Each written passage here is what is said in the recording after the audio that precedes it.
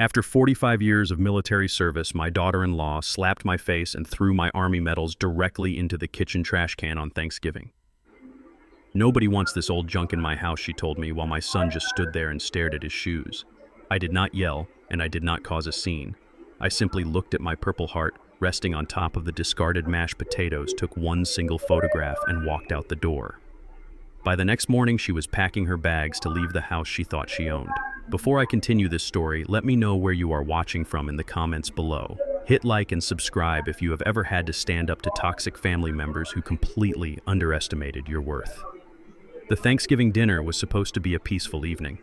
We were sitting in the massive dining room of the upscale suburban home that my son Julian claimed to have bought for his growing family. The room was decorated in a sterile, modern, minimalist aesthetic. Everything was stark white and pale gray. There was no warmth in the room, just expensive cold surfaces and sharp edges. I am Warren Cole. I am 71 years old.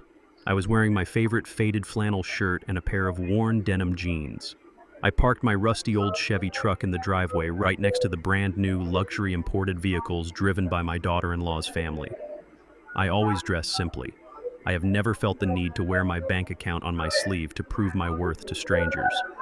My daughter-in-law Harper is a wealthy white woman who comes from a family that prides itself on their exclusive country club memberships and their perceived high society status. She was currently 6 months pregnant with my very first grandchild. Because it was Thanksgiving and because we were celebrating the upcoming addition to our family, I decided to share something deeply personal with her. I brought a heavy wooden shadow box containing my military medals. I had served 45 years in the United States military and the private defense sector. I bled for this country. I lost brothers in combat. The medals inside that glass case, including my Purple Heart and my Silver Star, were the absolute physical representation of my entire life of service and extreme sacrifice. After the main course was cleared from the stark white dining table, I gently placed the wooden shadow box on the table and slid it over toward Harper. I smiled at her, hoping to bridge the massive gap that had always existed between us. I told her that I wanted my future grandchild to know the deep history of our family. I wanted her to keep the medals so that one day she could show them to her child and explain the legacy of strength and profound honor they came from. Harper did not smile back. She looked down at the beautiful wooden box as if I had just placed a dead animal on her pristine dining table. Her face twisted into an ugly mask of pure, absolute disgust. She physically recoiled, pulling her chair back so aggressively that the wooden legs scraped loudly against the expensive hardwood floor. "What is this rusty junk doing on my table?" she demanded, her voice sharp and dripping with absolute venom. "I do not want this garbage in my home, Warren. It completely ruins the modern minimalist aesthetic I have worked so hard to curate for my dining room. We do not celebrate war and violence in this house. Take it away right now." I was completely taken aback. I tried to calmly explain that they were not just pieces of metal, but a powerful symbol of our family heritage. I reached out to slide the box a little closer to show her the inscription on the brass plates. But before my fingers could even touch the wood, Harper completely lost her temper. She lashed out with her right hand and violently slapped the heavy shadow box right off the table. The box flipped through the air. I instinctively reached out to catch it before it could hit the ground and shatter. As I leaned forward, Harper swung her hand again. Her palm made a loud, violent impact directly against the side of my face. She slapped me, a 71-year-old combat veteran who had just offered her his most prized possession.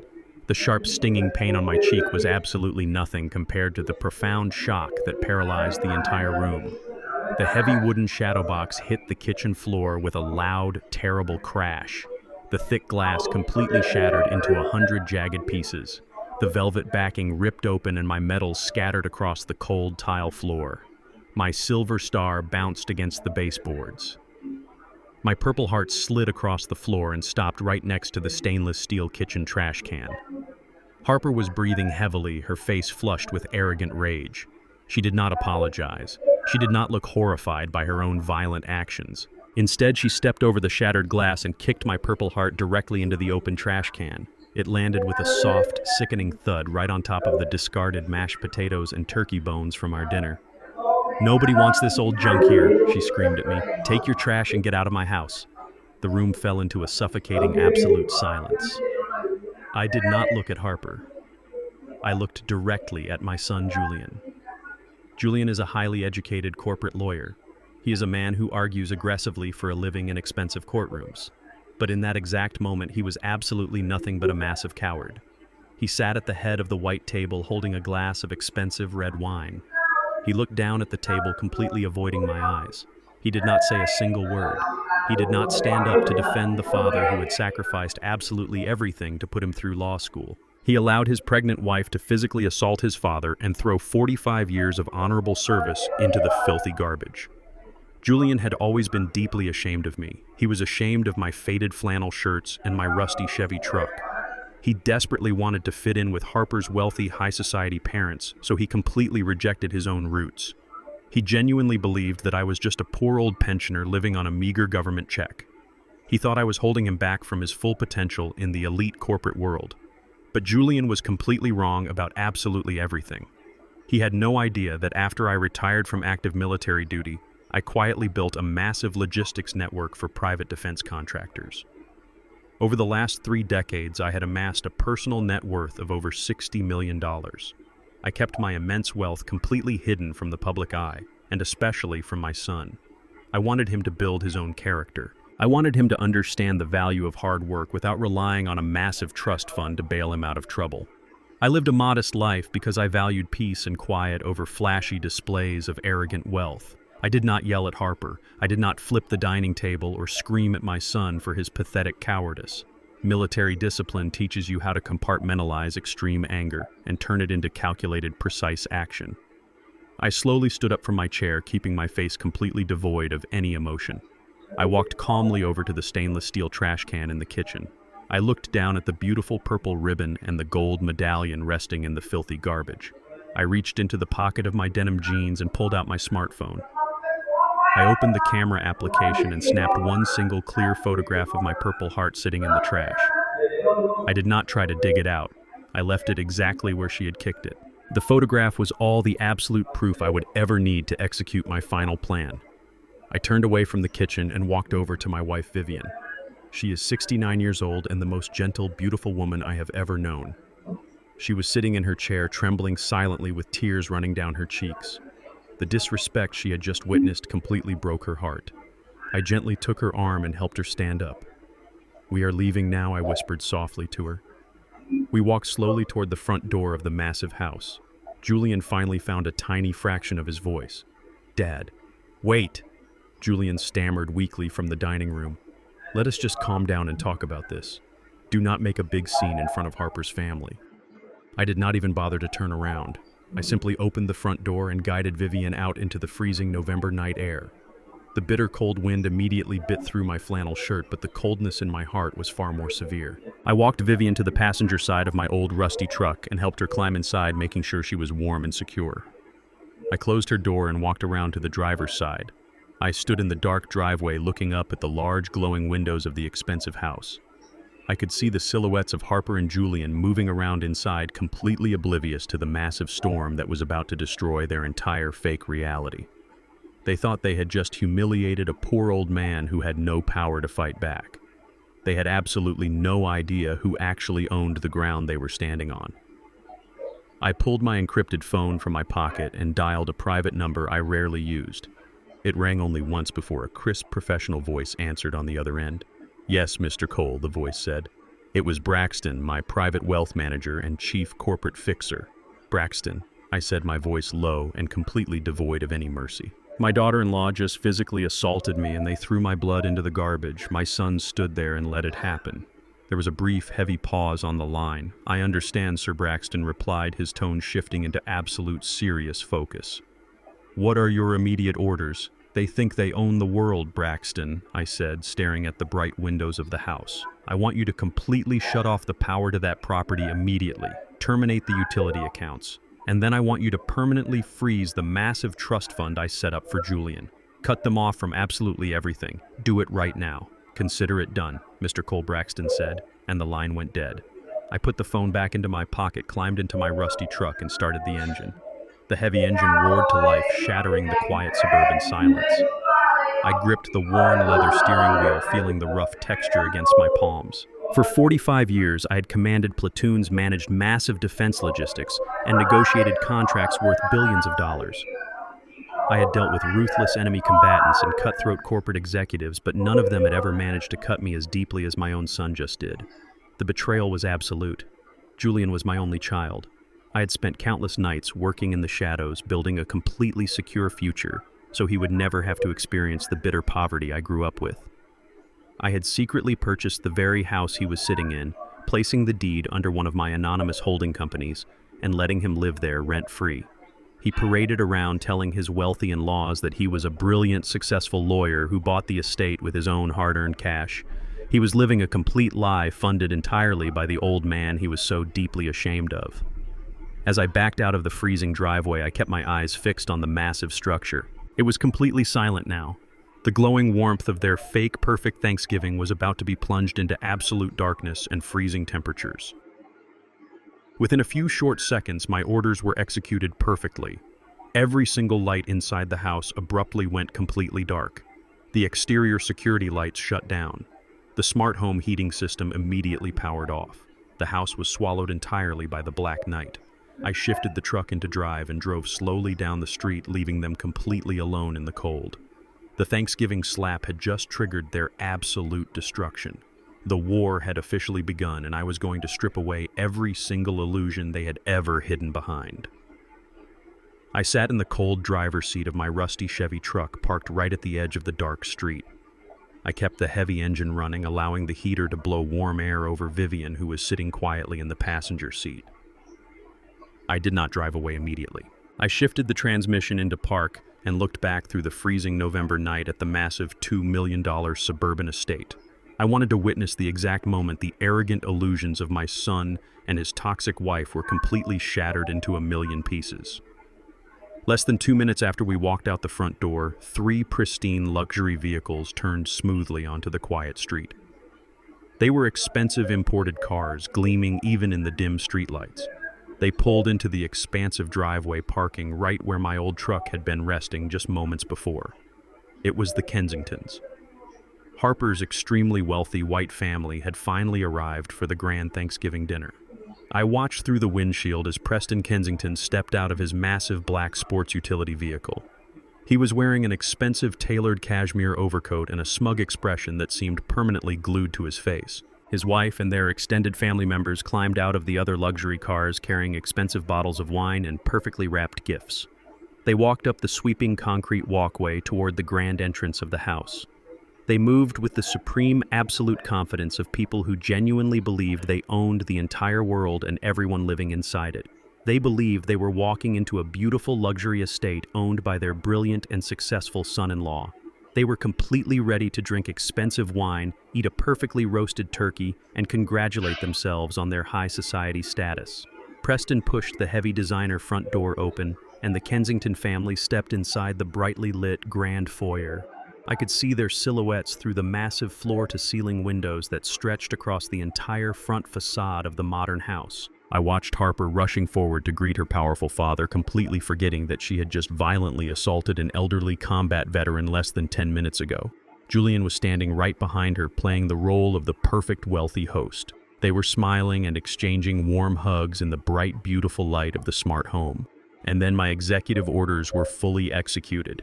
In one single devastating second, every single light inside the massive $2 million estate abruptly shut off. The entire property was instantly swallowed by complete and absolute darkness. The automated exterior security floodlights died. The glowing pathway lanterns lining the perfectly manicured lawn faded into black. The ambient lighting in the dining room, the bright chandeliers in the grand foyer, and the glowing digital displays on the smart appliances all died simultaneously. The sudden blackout was so absolute that it looked as if the house itself had been completely erased from the wealthy neighborhood. Even from my truck, I could see the immediate panic erupting inside the dark living room. The glow of several smartphone flashlights suddenly flickered on, cutting through the pitch-black interior like tiny, frantic searchlights. The high-tech automated home was entirely dependent on electricity to function. Without power, the highly expensive radiant floor heating system immediately shut down. The forced air climate control completely stopped pumping warm air into the massive rooms. The freezing November temperatures outside began to rapidly seep through the large glass windows, plunging the interior into a bitter, uncomfortable cold.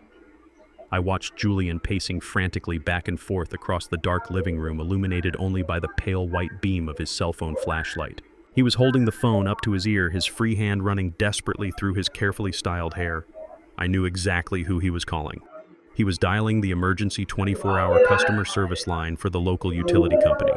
He was demanding to know why the power had been cut to his luxury home on the most important family holiday of the entire year. He expected the utility representative to apologize profusely for the unexpected power grid failure. He expected them to dispatch an emergency repair crew to fix the problem immediately, so he could save his perfect Thanksgiving dinner with his wealthy in-laws. But I knew exactly what the confused representative on the other end of the line was telling him. The representative was looking at the digital account file and informing Julian that there was no power outage in the neighborhood. The representative was telling him that the utility account for that specific address had been formally and permanently terminated less than 10 minutes ago. Julian would naturally start screaming, demanding that they turn the account back on immediately, claiming that he was the owner of the house and he had never authorized any cancellation. That is when the cold, brutal reality would finally hit him right in the face. The representative would kindly inform him that Julian Cole was not listed as the legal owner of the property. The utility accounts were not registered in his name. The representative would explain that the absolute legal owner of the $2 million estate, Vanguard Holdings Limited Liability Company, had officially ordered the immediate termination of all services. Furthermore, the cancellation request explicitly cited a severe lease violation as the primary reason for the permanent shutoff. The representative would tell Julian that since he was not the authorized property owner, they could not restore the power under any circumstances, without direct approval from Vanguard Holdings.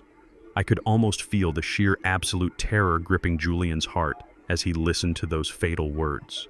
Vanguard Holdings Limited Liability Company was one of my many private corporate entities. I created it decades ago to manage my high-value real estate acquisitions safely away from the public eye. Julian had never purchased that massive house. When he first proposed to Harper, she made it abundantly clear that she would never marry a man who could not provide a lifestyle equal to the one her wealthy parents had given her. Julian was desperate to impress her, but he was drowning in law school debt and had absolutely no capital to purchase a luxury estate in that exclusive neighborhood. He came to me begging for a massive financial bailout. I refused to hand him $2 million in cash because I knew he lacked the financial maturity to handle it. However, I did not want my son to lose the woman he claimed to love. So I used Vanguard Holdings to purchase the estate completely in cash. I held the absolute legal deed to the property. I allowed Julian and Harper to move into the house and live there entirely rent-free. I paid the exorbitant property taxes. I paid the massive homeowners association fees. I even paid the monthly utility bills through the corporate holding account. Julian was nothing more than a glorified tenant living in a luxury house owned by the very father he was so incredibly ashamed of. To protect his fragile ego and impress his arrogant new wife, Julian lied to absolutely everyone. He told Harper that he bought the house with his own money from a massive signing bonus at his law firm. He told her wealthy parents, Preston and the rest of the Kensingtons, that he was a brilliant legal prodigy who was rapidly building his own real estate portfolio. He built his entire marriage and his entire high society reputation on a massive foundation of deceit funded entirely by my military defense logistics empire. But I had insisted on one single condition when I handed him the keys to the estate. I made him sign a highly detailed formal lease agreement. He thought it was just a silly formality to appease an overly cautious old man. He clearly never read the fine print in the morals clause section of the legal document. That specific clause explicitly stated that any act of violence committed on the property against the owner or the family of the owner would result in the immediate and permanent termination of the lease agreement. When Julian stood silently in the dining room and watched his wife violently slap my face and throw my Purple Heart into the garbage, he actively participated in the ultimate violation of that legal contract.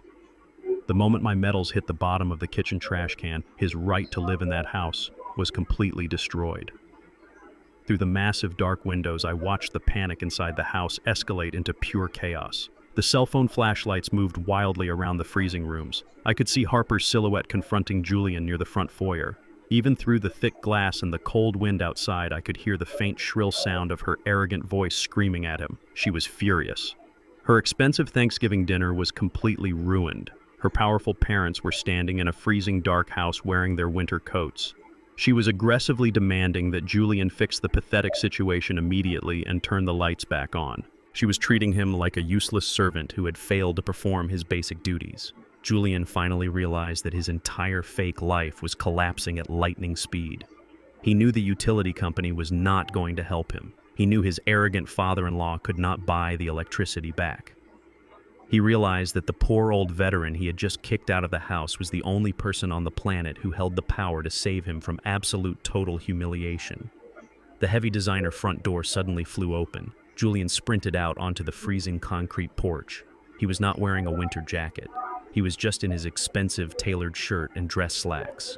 The bitter freezing wind immediately whipped around him, but he did not care about the cold.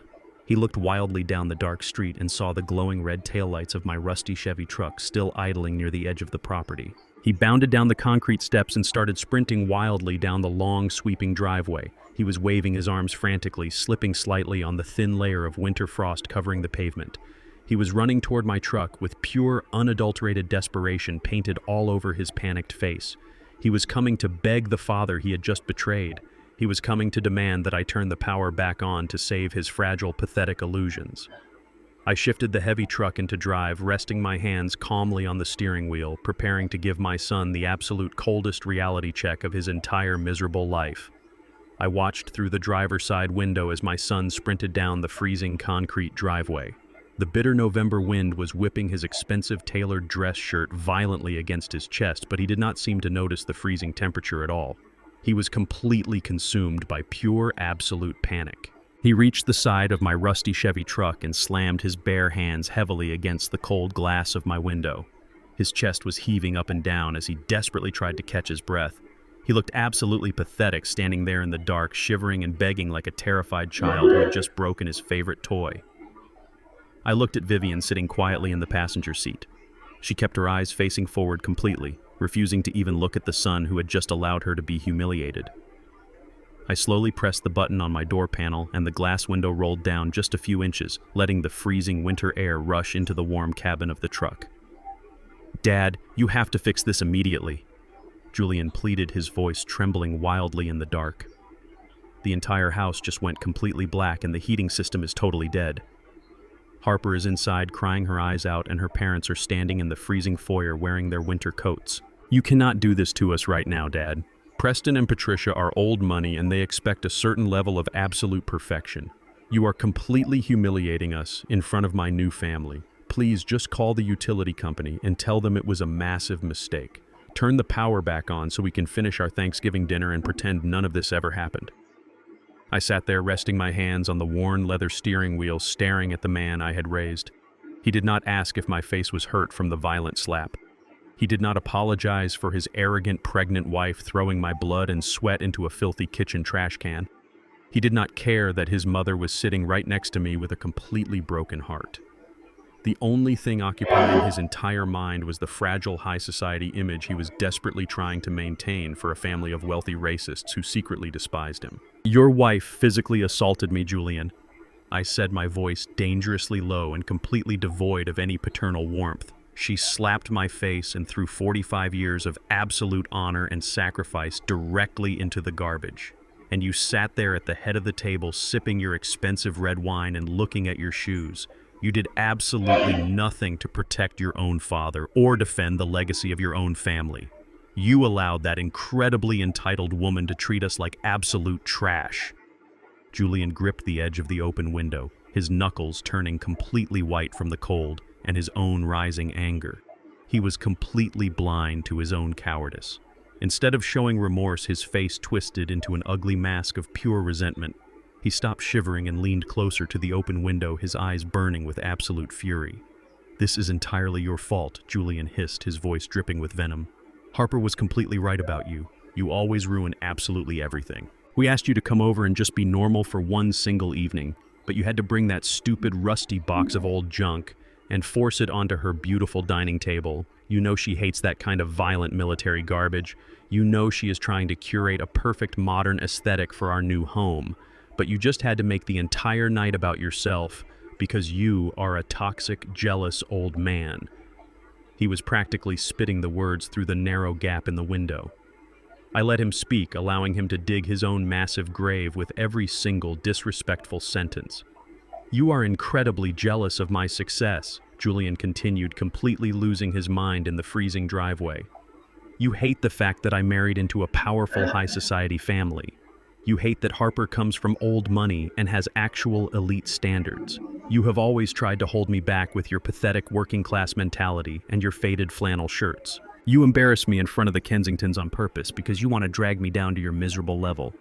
I demand that you call the utility company right now and restore the power. You are going to respect Harper and you are going to follow her rules in her house." I looked at my son with completely dead eyes. The final shred of love and protection I held in my heart for him instantly evaporated into the freezing winter night. He actually believed he was the master of his own destiny.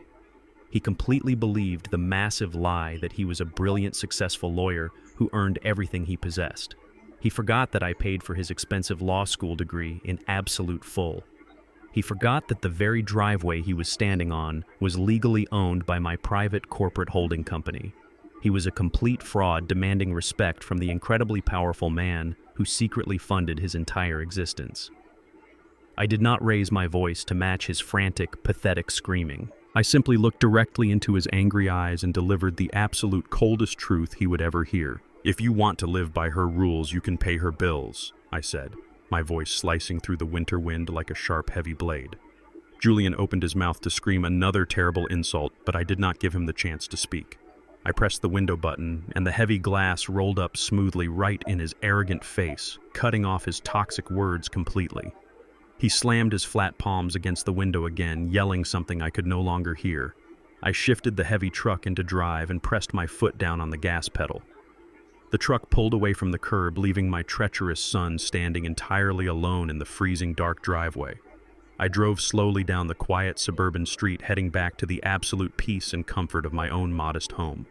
Vivian reached across the center console and gently placed her warm hand over mine. She did not shed another single tear for the boy we had just left behind. We had both finally realized that Julian was no longer our son. He was just a pathetic stranger wearing an expensive suit pretending to be a billionaire. Back inside the freezing $2 million estate, the situation was rapidly deteriorating into absolute chaos. Harper was screaming hysterically in the dark living room, demanding to know why the power was still completely shut off. Preston Kensington was pacing back and forth in the grand foyer, loudly complaining about the freezing temperature and threatening to leave. He told Julian that this entire Thanksgiving disaster was completely unacceptable for a family of their incredible elite stature. Julian was sweating profusely despite the bitter cold seeping through the large glass windows. He realized that his father was not going to turn the electricity back on and rescue him. He realized he had to find a way to save his fragile reputation before his wealthy father-in-law completely lost his temper and walked out the door forever. Julian pulled out his smartphone, the bright digital screen casting a pale white glow over his panicked, sweating face. He desperately formulated a backup plan. He decided he would use his elite Black American Express credit card to book 3 massive luxury suites at the most expensive 5-star hotel in the downtown district. He would pay for the expensive rooms, arrange for a private catered dinner to be delivered, and pretend that the sudden power outage was just a minor inconvenience that he could easily solve with his massive legal wealth. He turned to Preston and confidently promised the older man that everything was completely under control. He bragged that he was putting the entire family up in the absolute best hotel in the entire city. He opened the luxury hotel application on his phone and quickly selected their most exclusive presidential suites. The total cost for the holiday weekend was over $10,000. Julian did not even hesitate. He tapped the digital screen to confirm the massive reservation using his primary black corporate card. He smiled a fake, confident smile, waiting for the green confirmation screen to appear. He was completely ready to play the role of the generous, wealthy son-in-law once again.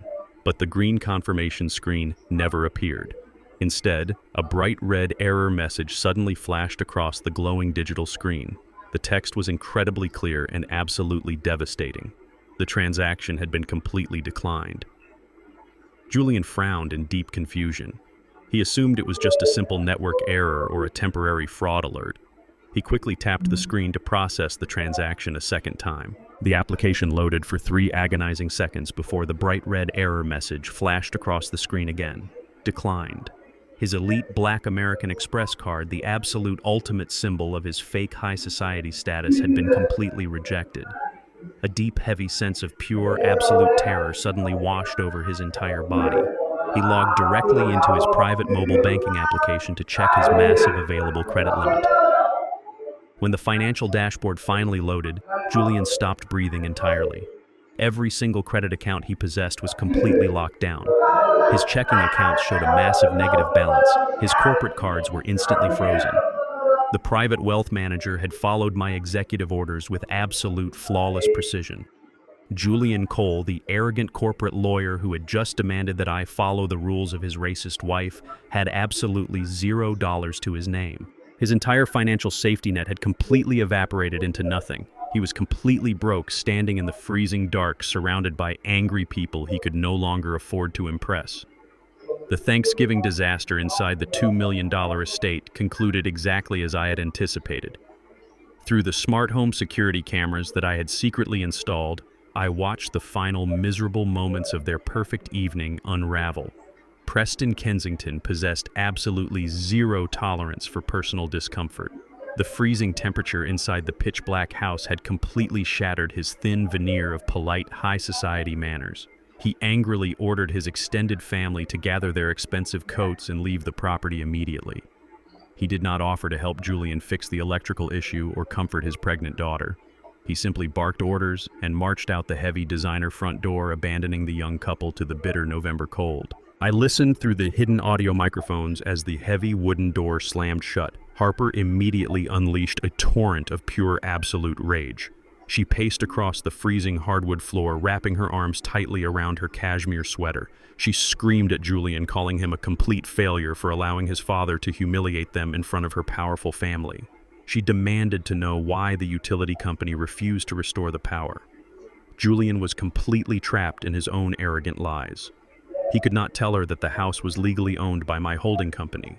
He could not admit that the power was permanently cut because she had violently assaulted the true owner of the property. He had to quickly invent a brand new lie to keep her from walking out the door tonight. Julian stepped forward and gently grabbed her shoulders, projecting a false aura of absolute confidence. He told her that it was just a temporary legal dispute over a municipal zoning permit. He promised her that he would resolve the entire administrative issue first thing on Friday morning. But Harper was not easily pacified. She cried about the ruined turkey and the extreme embarrassment she had suffered. She complained that they had absolutely no cash to check into a luxury hotel because his black corporate credit card had been mysteriously declined. That is when Julian pulled out his ultimate trump card. He told her not to worry about the frozen credit cards or the temporary lack of electricity. He wrapped his arms around her shivering body and reminded her of his massive secret safety net.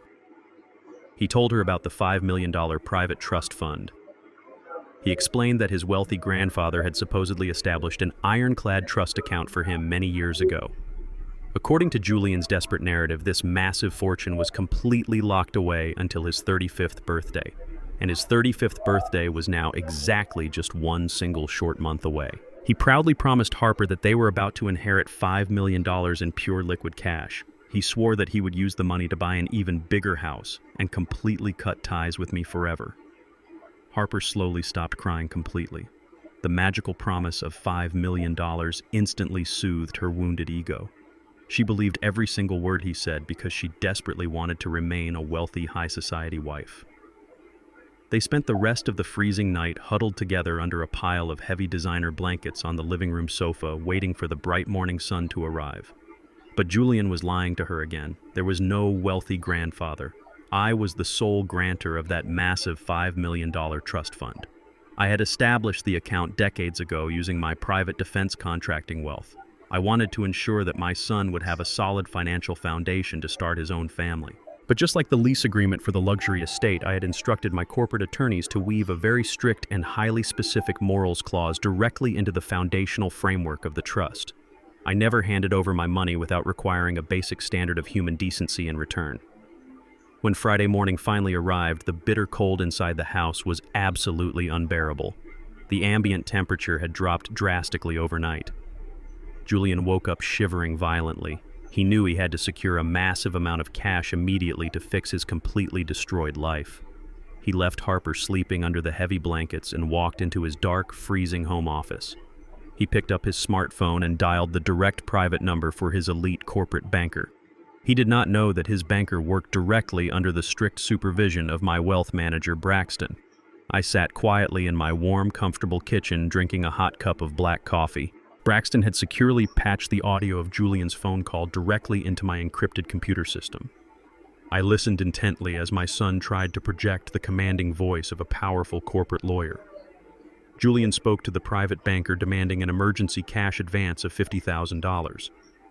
He arrogantly explained that he was experiencing a minor temporary liquidity issue and needed the funds transferred to his personal checking account immediately. He casually reminded the banker that his massive $5 million trust fund was scheduled to fully mature and unlock in exactly 30 days. He offered to use the pending trust fund as absolute collateral for the quick emergency loan. He sounded incredibly confident, completely oblivious to the massive trap that had already snapped shut around his neck. The banker allowed Julian to finish his arrogant speech. Then the banker slowly spoke, his voice completely devoid of any customer service warmth. "I am very sorry, Mr. Cole," the banker stated clearly and professionally, "but I cannot authorize a cash advance today. Furthermore, I must formally inform you that the $5 million trust fund you are referencing no longer exists." I could hear the sudden sharp intake of breath from Julian. "What are you talking about?" Julian demanded, his voice cracking with rising panic. "That trust is an ironclad legal entity. It unlocks on my 35th birthday next month. You cannot just erase $5 million. I will sue your entire financial institution into the ground." The banker was completely unfazed by the pathetic, empty legal threats. The trust was entirely and legally dissolved at exactly 8 o'clock last night, the banker explained, reading directly from the legal documents Braxton had prepared. The primary grantor of the trust exercised his absolute right to terminate the account and permanently reabsorb all financial assets back into his private holding company. "He cannot do that!" Julian screamed into the phone, pacing frantically across his freezing office. "The grantor cannot just dissolve an ironclad trust fund without a legal justification. That is a breach of fiduciary duty. There is no breach of duty." "Mr. Cole," the banker replied, his tone dropping to a cold, unforgiving frequency, "the foundational legal documents of your specific trust contain a very strict morals clause.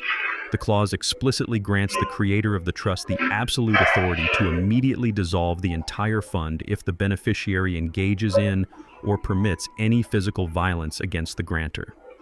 The harsh, brutal reality slammed into Julian like a freight train. He suddenly remembered the heavy wooden shadow box crashing against the kitchen floor. He remembered his pregnant wife violently slapping my face and kicking my Purple Heart into the filthy garbage.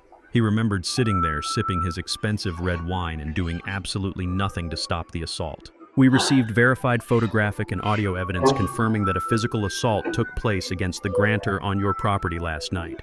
The banker continued, driving the final nail into the coffin. "You allowed the assault to happen, and therefore you completely violated the core stipulations of the legal agreement. The $5 million has now been permanently seized. You now have absolutely zero remaining assets with our institution. Have a good day, Mr. Cole." The phone line went completely dead. Julian pulled the phone away from his ear, staring at the dark blank screen. His hands were shaking so violently that he dropped the device onto the freezing hardwood floor. The massive $5 million safety net he had heavily relied on for his entire adult life was completely gone. He was entirely broke, trapped in a freezing, dark house that he did not even legally own. He collapsed back into his expensive leather office chair, burying his face in his trembling hands. The crushing absolute weight of his monumental failure finally broke his arrogant spirit. Suddenly, a loud, heavy knock echoed through the dark, freezing foyer of the massive house. The sharp, aggressive sound startled Julian, making him jump nervously in his expensive leather chair. He walked slowly toward the grand entrance, dreading whatever terrible new disaster was waiting for him on the other side. He looked through the side glass panel of the heavy designer front door. Standing on the freezing concrete porch was a licensed corporate process server, and gripped tightly in his thick gloved hand was a bright yellow legal envelope. Julian stood frozen in the grand foyer of the freezing dark house. The heavy knock on the designer front door echoed again, demanding an immediate answer. He pulled his cashmere sweater tighter around his shivering body and slowly reached for the brass handle. He pulled the heavy wooden door open just a few inches. Standing on the freezing concrete porch was a tall man wearing a thick gray winter coat. The man did not smile, and he did not offer a warm holiday greeting. "Are you Julian Cole?" the man asked, his breath pluming in the freezing November air. Julian nodded his head slowly, his vocal cords completely frozen by the absolute terror gripping his throat. The man reached into his coat pocket and pulled out a thick, bright yellow legal envelope. "You have been formally served," the man stated, handing the envelope through the narrow gap in the doorway. He turned around and walked back down the long, sweeping driveway without another single word. Julian closed the door and leaned against the freezing wood. He looked down at the bright yellow envelope resting in his trembling hands. He slowly peeled back the adhesive flap and pulled out a stack of crisp legal documents. His heart pounded wildly in his chest as he unfolded the thick pages. He knew deep down inside that his father never made empty threats. The old combat veteran always executed his strategic missions with absolute lethal precision. The bold black letters at the very top of the first page screamed directly into his panicked eyes. It was an official notice of immediate eviction. The legal document explicitly stated that Vanguard Holdings Limited Liability Company, the absolute legal owner of the $2 million suburban estate, was formally terminating the residential lease agreement.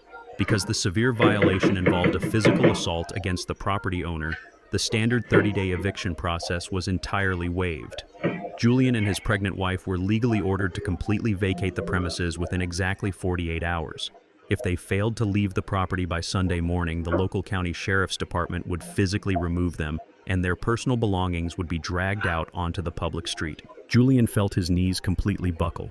The thick legal papers slipped from his frozen fingers and scattered across the expensive hardwood floor.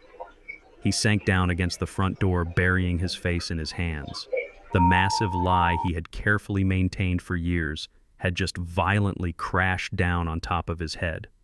He did not own the luxury house. He did not have a $5 million trust fund. He was absolutely nothing. He was just a terrified boy wearing an expensive suit pretending to be a wealthy corporate giant. "What is going on out here?" Harper demanded, her shrill voice echoing sharply through the freezing house. She walked into the grand foyer, wrapped tightly in a heavy designer blanket. She looked down at Julian sitting pathetically on the floor, and then she saw the bright yellow legal papers scattered across the dark wood. She snatched the first page off the floor and held it up to the dim morning light filtering through the large front windows. She read the bold black letters of the eviction notice, and her face completely drained of all its color. "What is Vanguard Holdings?" she demanded, her voice shaking with absolute rage. "Why does this legal document say we are being immediately evicted from our own house, Julian? Tell me what is happening right now." Julian looked up at his furious wife, his eyes completely filled with pathetic, cowardly tears. He had absolutely no more lies left to tell. The freezing reality of their situation forced him to finally speak the brutal truth. "I do not own this house, Harper," he whispered, his voice cracking pitifully. "My father owns it through his private corporate holding company. He let us live here for free. I lied to you and your parents." Harper stared at him in pure, absolute shock. The heavy designer blanket slipped from her shoulders and fell to the floor, but she did not even notice the bitter cold. "What do you mean your father owns it?" she screamed, her voice reaching a terrifying pitch. "You told me you bought this luxury estate with your massive law firm signing bonus. You told my parents you were a brilliant real estate investor. You completely lied to me, Julian." She threw the eviction notice directly at his face. Julian scrambled to his feet, desperately trying to grab her hands. "Please, Harper, you have to understand," he begged frantically. "I only lied because I wanted to give you the perfect high society life you deserved. But do not worry about the house. We still have the $5 million trust fund. We can just take the cash next month and buy a brand new estate. We do not need my toxic father or his property." Harper stopped screaming and looked at him with absolute disgust. "Call your banker right now," she commanded, her eyes burning with pure hatred. "Call him and put the phone on speaker. I want to hear him confirm the $5 million right this exact second. Prove to me that you are not a complete, worthless fraud." Julian froze completely. He looked down at his expensive leather shoes, completely unable to meet the burning gaze of his furious wife. "I cannot call the banker," he whimpered pathetically. "I called him this morning before you woke up. The trust fund is completely gone, Harper. My father dissolved the entire account last night because you slapped his face and threw his military medals into the garbage. He completely cut me off. We have absolutely zero money left." The absolute devastating reality of her situation finally hit Harper with the force of a massive hurricane. She realized she had married a completely broke fraud. She had married a fake millionaire who survived entirely on the hidden wealth of the old black man she had just violently assaulted and thrown out of the house. Her entire high society reputation was permanently destroyed. She let out a loud, terrifying scream of pure, unadulterated rage. She turned around and stomped heavily up the grand staircase, leaving Julian crying alone in the dark, freezing foyer. The massive illusion of their beautiful marriage had completely shattered into a million sharp, jagged pieces scattered across the freezing hardwood floor. Julian chased after her, begging for forgiveness, but Harper was completely deaf to his pathetic apologies. She marched directly into their massive walk-in closet and began ripping his expensive, custom-tailored suits completely off their wooden hangers. She threw his clothes violently across the freezing bedroom. She grabbed 2 massive designer suitcases and slammed them onto the large mattress. "You are a pathetic, broke loser, Julian," she screamed, throwing his expensive leather shoes directly at his head. "I married a rich and powerful corporate lawyer. I did not marry a fake millionaire living off his daddy like a helpless child. You completely ruined my life, and you ruined my perfect Thanksgiving. I am not going to let some crazy old veteran throw me out onto the public street like common trash." She pulled her smartphone from her pocket and angrily dialed her father's private number. Julian begged her to hang up the phone, but she completely ignored him. She was running right back to the only source of absolute power she actually believed in. She firmly believed her powerful white family could easily crush a poor African-American veteran. "Daddy," she cried loudly into the phone, her voice instantly changing from furious rage to pathetic victimhood. "You have to come and help me right now. Julian completely lied to us about absolutely everything. He does not own this house, and he has absolutely no money. His crazy, abusive father secretly owns the property, and he just sent a legal process server to permanently evict us. He completely turned off the power, and we are absolutely freezing inside this house. Julian is a total fraud, Daddy. You have to save me from this terrible nightmare." Julian stood in the doorway of the bedroom, watching his entire marriage completely dissolve in real time. He listened as Harper violently twisted the narrative, making herself the innocent victim of a massive financial conspiracy. She deliberately painted me as the evil villain who was maliciously terrorizing a pregnant woman on a national holiday. She completely omitted her own violent actions and her extreme arrogance. I perfectly imagined the furious reaction of Preston Kensington. He believed his wealth made him completely untouchable. Harper nodded aggressively while listening to him speak. "Yes, Daddy," she said, a cruel smile forming on her freezing lips. Julian watched in absolute terror as she hung up the phone. "My father is sending his high-powered legal team right now," she announced triumphantly. "They will absolutely crush your pathetic father and buy this house." The cheap roadside motel room smelled strongly of stale cigarette smoke and cheap industrial bleach. Harper and Julian were completely trapped inside this miserable little room after being forcefully evicted from the luxury estate. Harper was furious and completely refused to accept her absolute defeat. She realized that she had absolutely zero money and zero power in the real world. So she decided to weaponize the only thing she had left, which was her fragile white tears. She sat on the edge of the sagging motel mattress and formulated a massive public lie to completely destroy my entire adult life. She propped her expensive smartphone up on a cheap plastic table right in front of the dirty motel window to get the best natural lighting. She intentionally messed up her expensive blonde hair and completely smeared her designer makeup to look like a deeply traumatized victim. She took a deep breath, forced a massive stream of fake tears into her eyes, and pressed the red record button. She began the greatest performance of her entire pathetic life. She uploaded a highly edited video to her massive social media digital accounts, crying uncontrollably into her trembling hands for the entire world. In the viral video, she told her millions of followers that she had just survived a violently abusive Thanksgiving dinner. She claimed that her African-American father-in-law was a dangerously aggressive and deeply racist man who hated her simply because she was a wealthy white woman. She painted herself as the completely innocent pregnant bride who was being financially blackmailed and physically intimidated by a toxic family. She literally looked directly into the camera lens and told the entire online internet that I had violently attacked her and completely ruined her perfect holiday out of pure, malicious jealousy. But the terrible lies did not stop there. Harper decided to cross an absolute, unforgivable line to ensure my public destruction. She completely fabricated a massive story about my military service. She cried to the camera, claiming that I was a stolen valor fake veteran. She told her followers that I had never served a single day in the United States military. She lied and said I bought fake Army medals online just to intimidate people and demand unearned respect. She claimed she simply asked about the medals, and I completely lost my mind and attacked her violently without warning. The internet absolutely loves a tragic pregnant victim, and Harper played the pathetic role completely perfectly. Her crying video went absolutely viral within a matter of a few short hours. Millions of people watched her fake tears and blindly believed every single twisted word she said. The algorithm aggressively pushed her massive lies to the top of every digital feed across the entire country.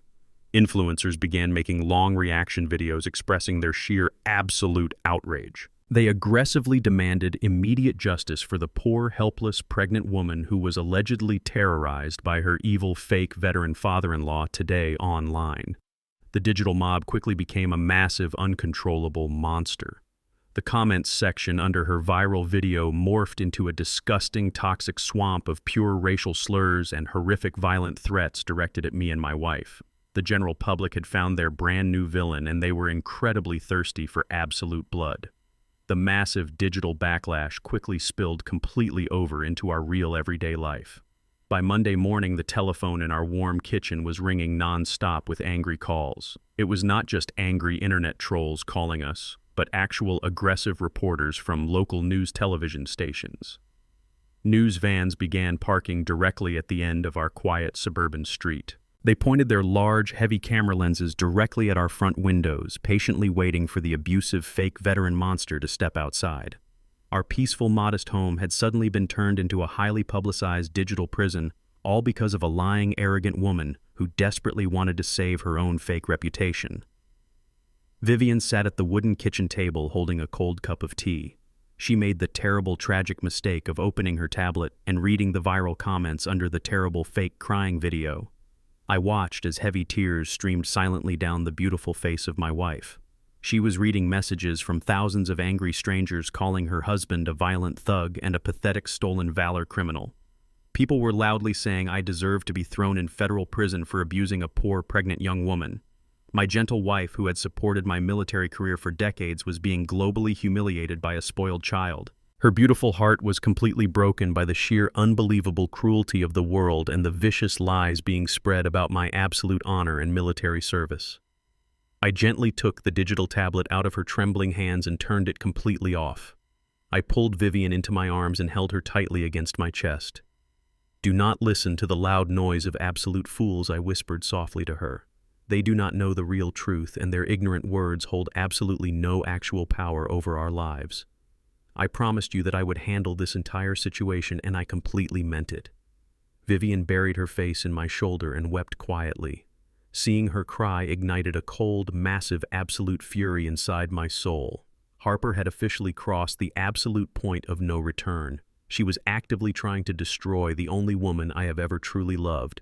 But if I thought the viral crying video was the absolute worst of it, I was terribly wrong. My own son, Julian, decided to completely pour heavy gasoline on the roaring fire. Desperate to salvage his own public image and his failing legal career, he went on a highly popular true crime and lifestyle podcast. The podcast host asked him directly about the viral Thanksgiving disaster and the terrible false allegations his arrogant wife had made. Instead of defending his family or simply telling the honest truth, Julian completely threw me under the bus. He sat directly in front of the professional studio microphones and publicly sided with his racist, entitled wife.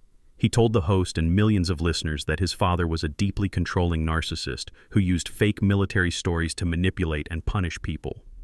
Julian actually told the audience that I was a bitter, jealous man who used my hidden wealth to mentally torture him.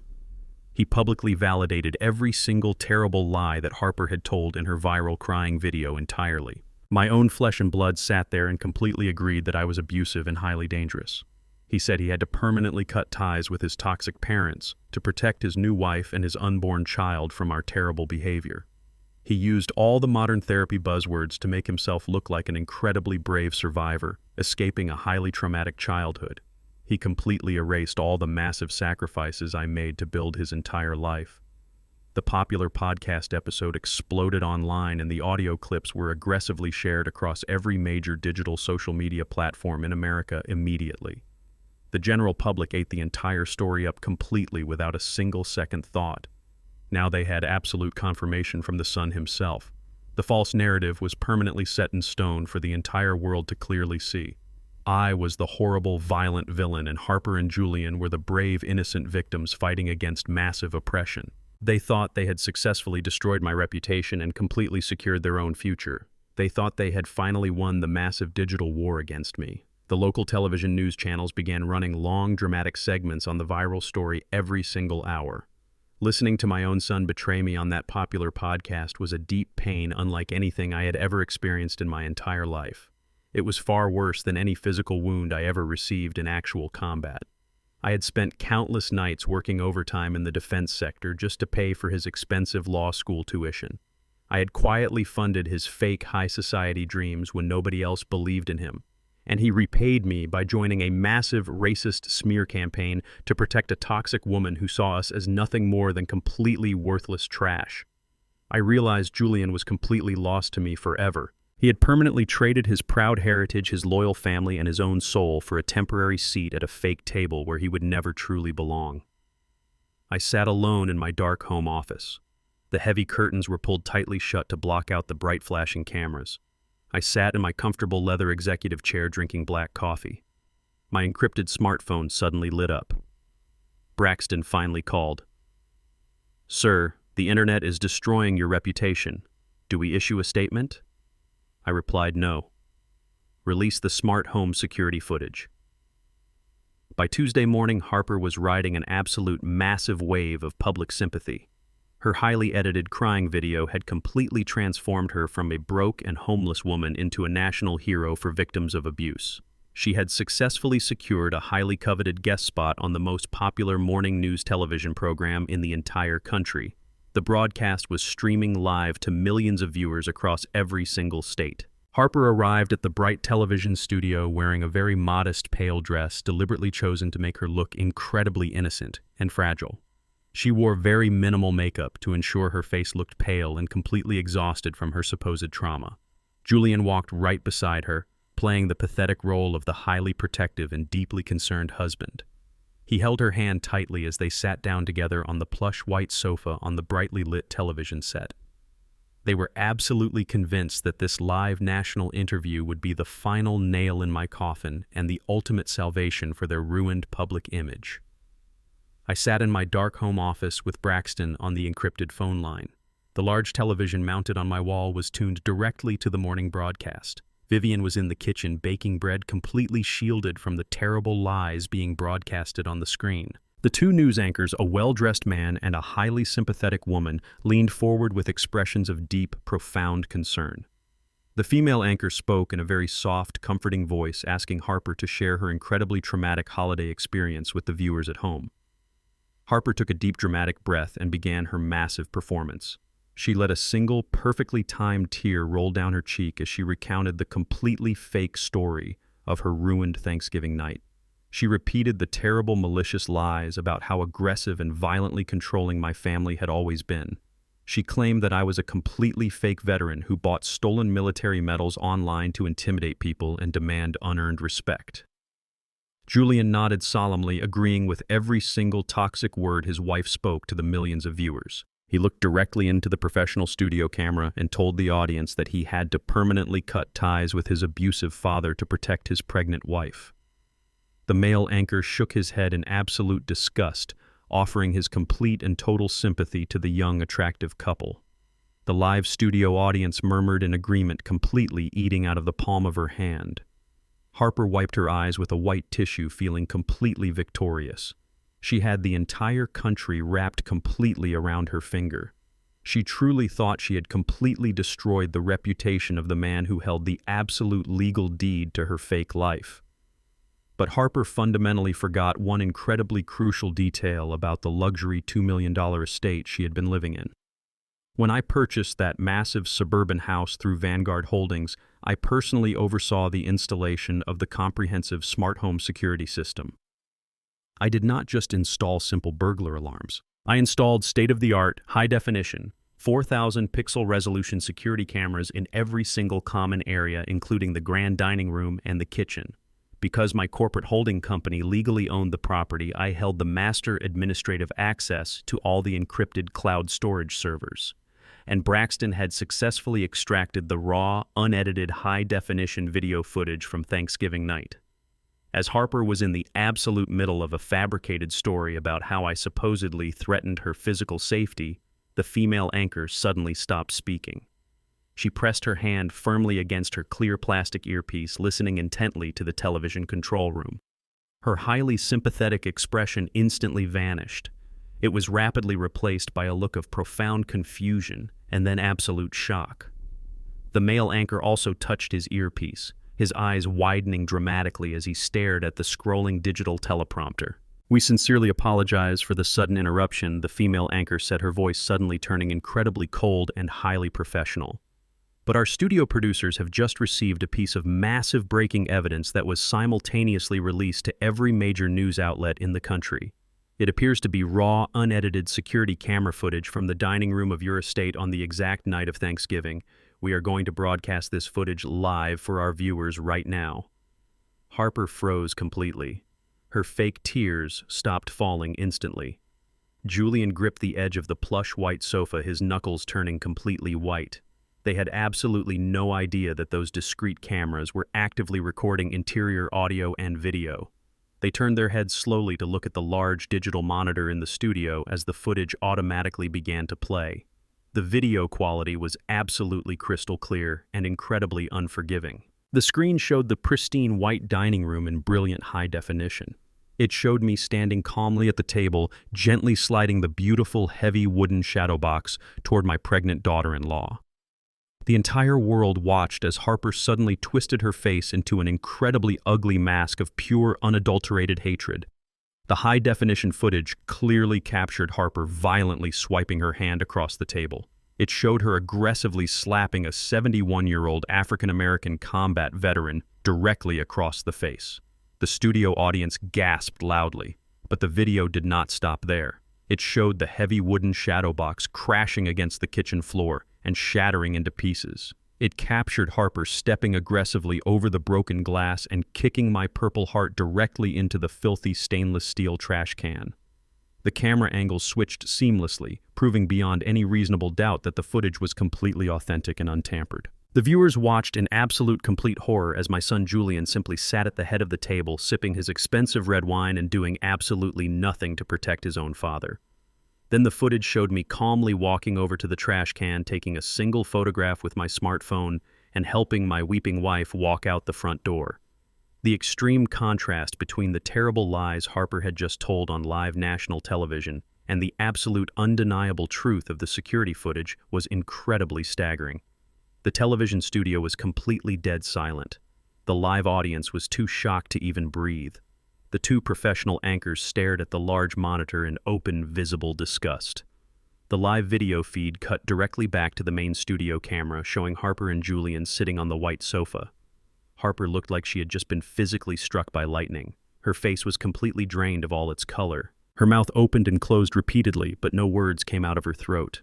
The highly protective husband routine Julian had been playing evaporated entirely into thin air. He looked physically sick, shrinking back deeply into the sofa cushions as if he desperately wanted to disappear from the face of the entire earth. "Mrs. Cole," the male anchor said, his tone laced with heavy, unfiltered, absolute contempt.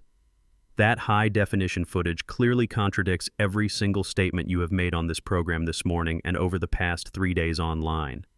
It appears that you violently and physically assaulted an elderly combat veteran entirely unprovoked and threw his highly decorated military honors directly into the garbage.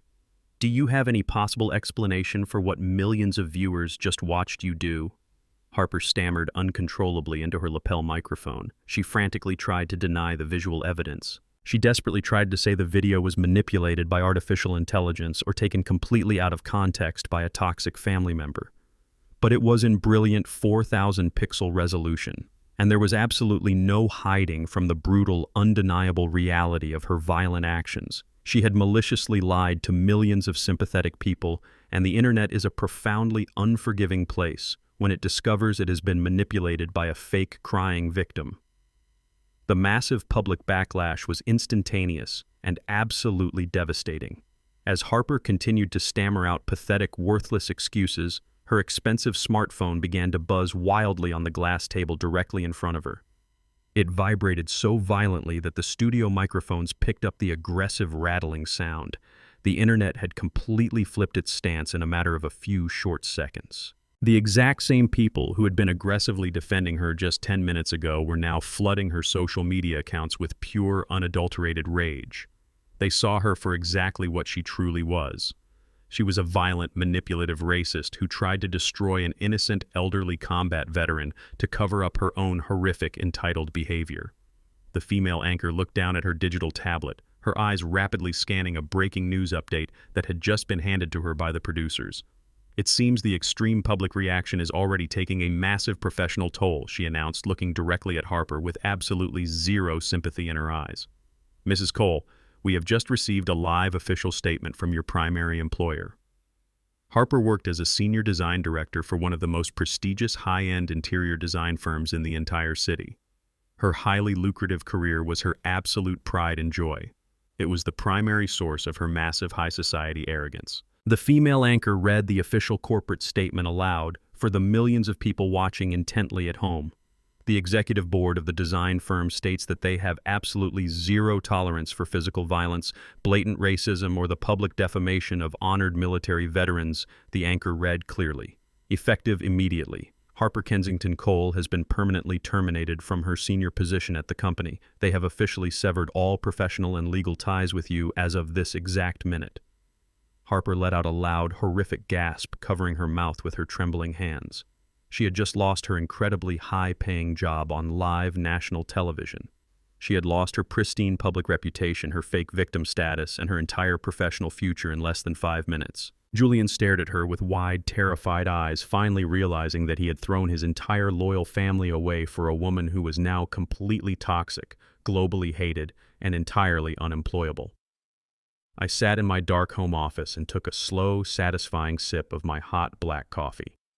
I had instructed Braxton to release the high-definition security footage right at the absolute peak of her massive arrogance on live television, and the strategic timing was absolutely perfect. The trap had snapped completely shut around her neck. They were permanently exposed to the entire world, and they had absolutely nothing left. The complete and total destruction of Harper on live national television sent a massive, violent shockwave directly through the wealthy Kensington family. Preston Kensington was a man who had spent his entire life aggressively bullying people with his massive inherited wealth and his perceived high society status. When he sat in his luxurious living room and watched his precious daughter get publicly fired and permanently disgraced, his fragile, arrogant ego completely shattered into a million pieces. He did not feel any shame or deep remorse for her violent physical actions against an elderly veteran. He only felt pure, unadulterated rage that an old black man had dared to expose his family to the unforgiving judgment of the entire world. He marched into his pristine garage and grabbed a heavy, solid wood baseball bat. He climbed into his massive black luxury sports utility vehicle and started the loud engine. He sped aggressively out of his exclusive gated community and drove wildly across the city, heading straight toward my modest, quiet, working-class neighborhood. He gripped the expensive leather steering wheel with pure white knuckles, his face turning a deep, terrifying shade of angry purple. He completely believed that his old money made him absolutely untouchable and entirely above the law. He desperately wanted to physically terrorize me and violently force me to issue a public apology to his completely ruined daughter. It was early Tuesday afternoon and my neighborhood was incredibly quiet. Vivian was in the kitchen pouring 2 hot cups of tea when we suddenly heard the loud, aggressive screeching of heavy tires directly outside our front window. I stood up from my comfortable armchair and walked slowly toward the front blinds. I pulled the fabric back just an inch and looked out onto the street. Preston had parked his massive luxury vehicle completely diagonally across my front lawn, heavily tearing up the green grass and crushing my small flower beds. He threw the heavy car door open and stomped aggressively across the concrete walkway, holding the solid wooden baseball bat tightly in his right hand. He looked like a completely deranged wild animal, completely blinded by his own massive racist arrogance. He marched directly up the concrete steps of my small front porch and began violently smashing the heavy wooden bat against my front door. The loud, terrifying sound of the wood hitting the door echoed loudly down the entire quiet street. "Open this damn door right now, Warren," he screamed at the absolute top of his lungs. "I know you are hiding in there, you pathetic old coward. Open the door before I completely smash every single window in this cheap little ghetto shack." Vivian gasped loudly, dropping a ceramic teacup onto the kitchen floor where it shattered into pieces. She looked at me with wide, terrified eyes, completely shocked by the violent physical threat happening on our own front porch. I looked at my beautiful wife and gave her a very slow, reassuring nod. I told her to stay in the kitchen and remain completely calm. I had spent 45 years serving in the military and managing dangerous global logistics in hostile war zones. A soft, wealthy man holding a sporting goods bat on a quiet suburban porch did not intimidate me in the slightest. I walked slowly down the hallway and unlocked the heavy steel deadbolt. I pulled the front door open and stepped out onto the porch completely unarmed. I stood incredibly tall, keeping my posture absolutely straight and my face completely devoid of any emotion. I looked down at Preston with absolute freezing cold indifference.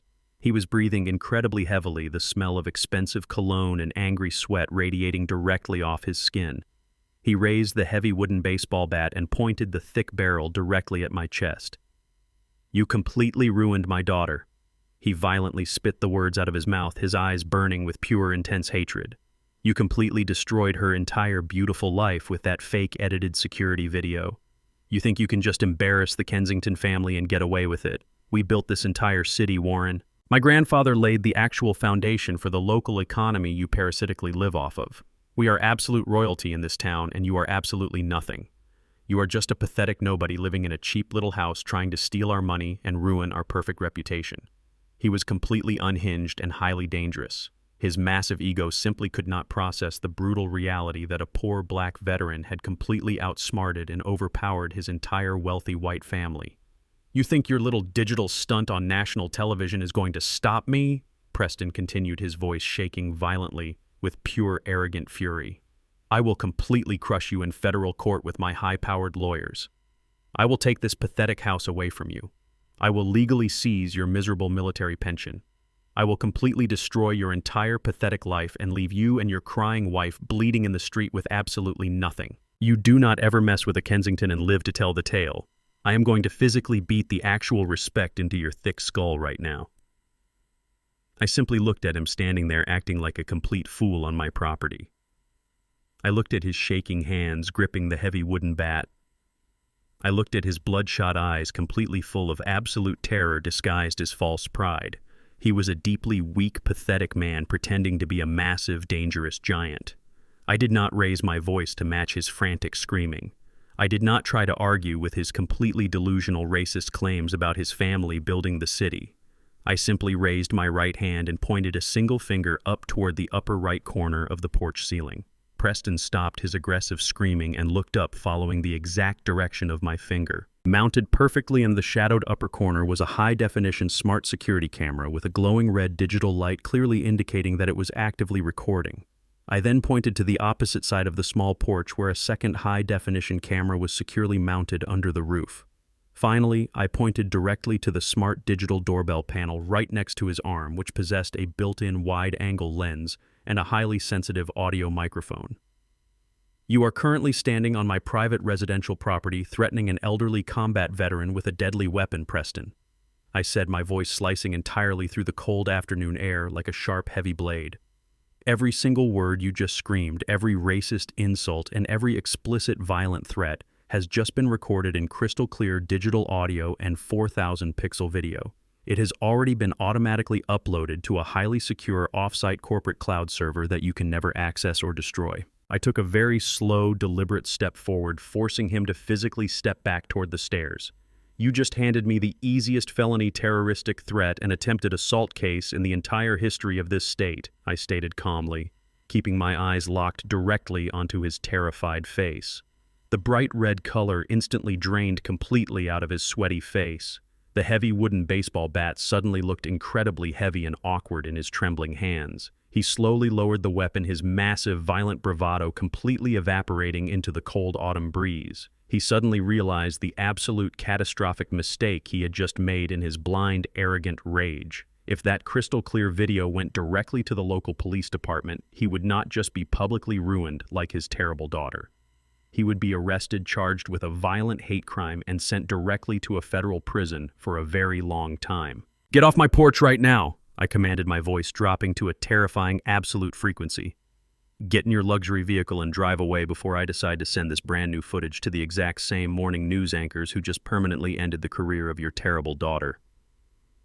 Preston swallowed incredibly hard. He opened his mouth to say something to try and salvage some tiny, pathetic shred of his broken aristocratic dignity, but he had absolutely no words left to speak. He was completely defeated and entirely humiliated. He turned around on shaking legs and walked slowly back to his massive luxury sports utility vehicle.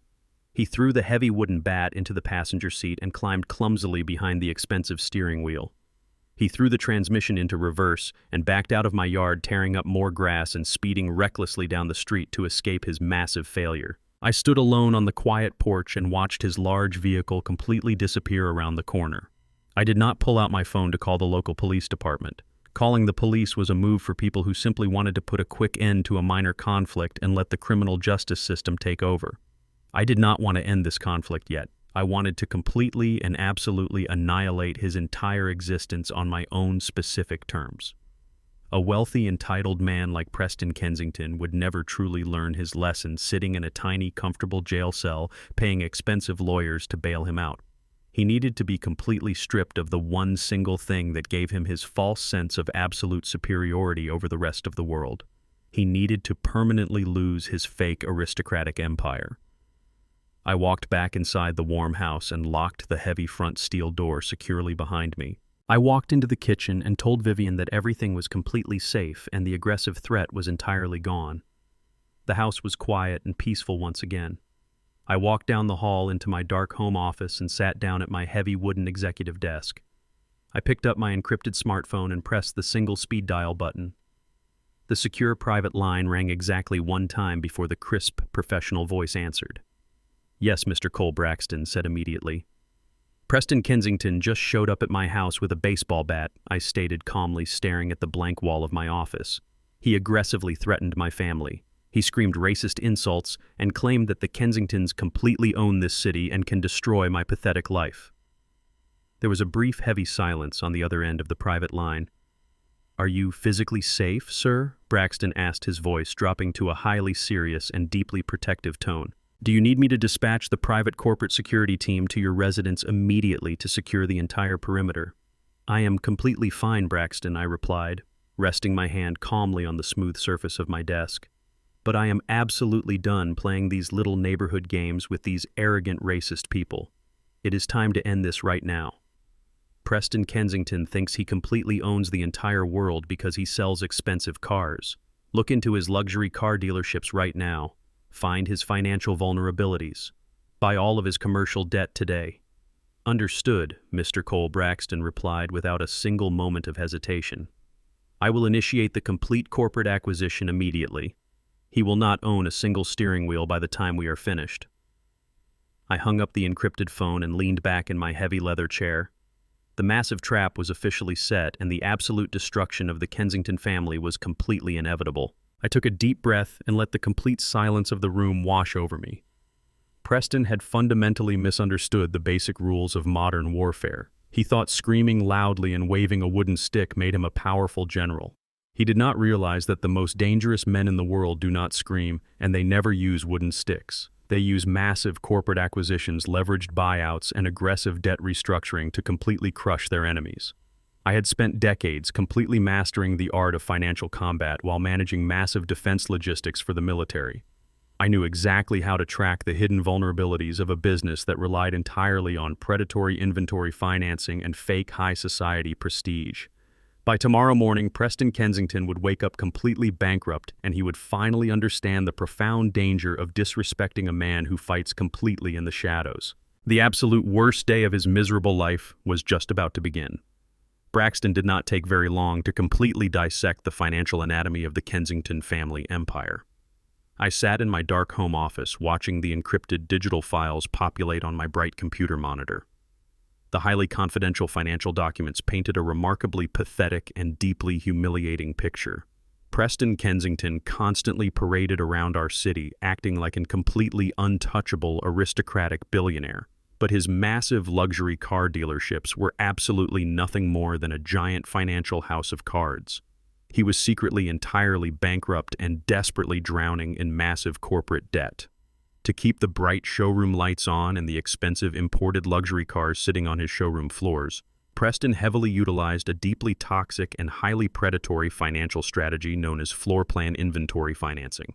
He did not actually own a single luxury vehicle on his lot. He borrowed money at astronomical interest rates just to purchase cars from the manufacturers.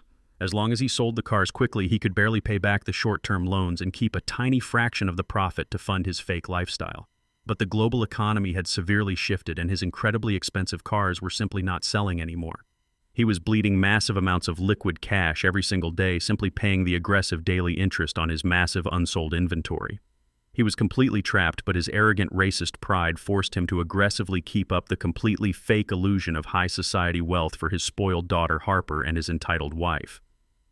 Reading through his highly desperate commercial loan applications brought back a massive, heavy flood of highly painful memories from my own youth. When I returned home from my early military deployments in the late 1970s, I was a highly disciplined young African-American man desperately looking to build a stable, peaceful life for my beautiful wife, Vivian. I took my incredibly meager military savings and confidently walked into pristine marble bank lobbies wearing my absolute best tailored suit. I presented perfectly organized business plans and respectfully requested simple commercial loans to start my private logistics company. And every single time I was completely rejected by highly arrogant, smug white bank managers who looked and sounded exactly like Preston Kensington. They smiled politely while finding every single racist excuse in the book to quickly deny my legitimate loan applications. They used aggressive redlining tactics to keep black military veterans out of prime commercial real estate zones in our city. They told me my ambitious corporate projects were far too risky, or they claimed that I completely lacked the proper aristocratic pedigree for such massive corporate investments. They deliberately used their immense institutional banking power to completely crush my honest dreams simply because of the color of my skin. Those early bitter years of systemic racism taught me a very cold and valuable lifelong lesson. I learned that physical anger is completely useless in the real modern world. Shouting aggressively at a racist bank manager changes absolutely nothing. Threatening a man with a wooden baseball bat like Preston carelessly did on my front porch is the absolute mark of an incredibly weak and foolish man. The ultimate absolute weapon in America is not a physical loaded gun. The ultimate undisputed weapon is massive financial leverage. Contracts, property deeds, predatory commercial leases, and hidden corporate equity are the absolute most lethal weapons of the modern civilized world. A single piece of paper can permanently destroy a proud man without ever laying a single physical finger on his actual body. It can completely strip him of his generational wealth, his high society social standing, and his massive arrogant pride in a matter of a few short seconds. I spent the next 45 years completely mastering the dark, invisible art of paper warfare, specifically so I would never be at the absolute mercy of arrogant, racist men ever again. I picked up my encrypted smartphone and called Braxton back on the secure private line. I gave him a specific and aggressive set of executive instructions. I did not want to simply buy the outstanding bad debt of the failing Kensington dealerships. Buying his debt would only make me his temporary frustrated creditor, and Preston was exactly the type of arrogant, entitled man who would desperately try to drag a creditor through years of tedious, expensive bankruptcy court. I wanted complete, total, and absolute unyielding control over his entire pathetic existence.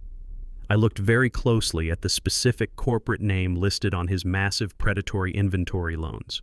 The high-interest loans were originally issued by a private mid-sized commercial holding company that explicitly specialized in high-risk automotive commercial financing. I officially authorized Braxton to immediately use whatever liquid capital was necessary from my hidden defense contracting accounts to aggressively acquire that private holding company outright. I instructed him to completely absorb their old corporate structure and permanently transfer the master legal deeds of the Kensington debt directly into a brand new private corporate entity completely controlled by my family.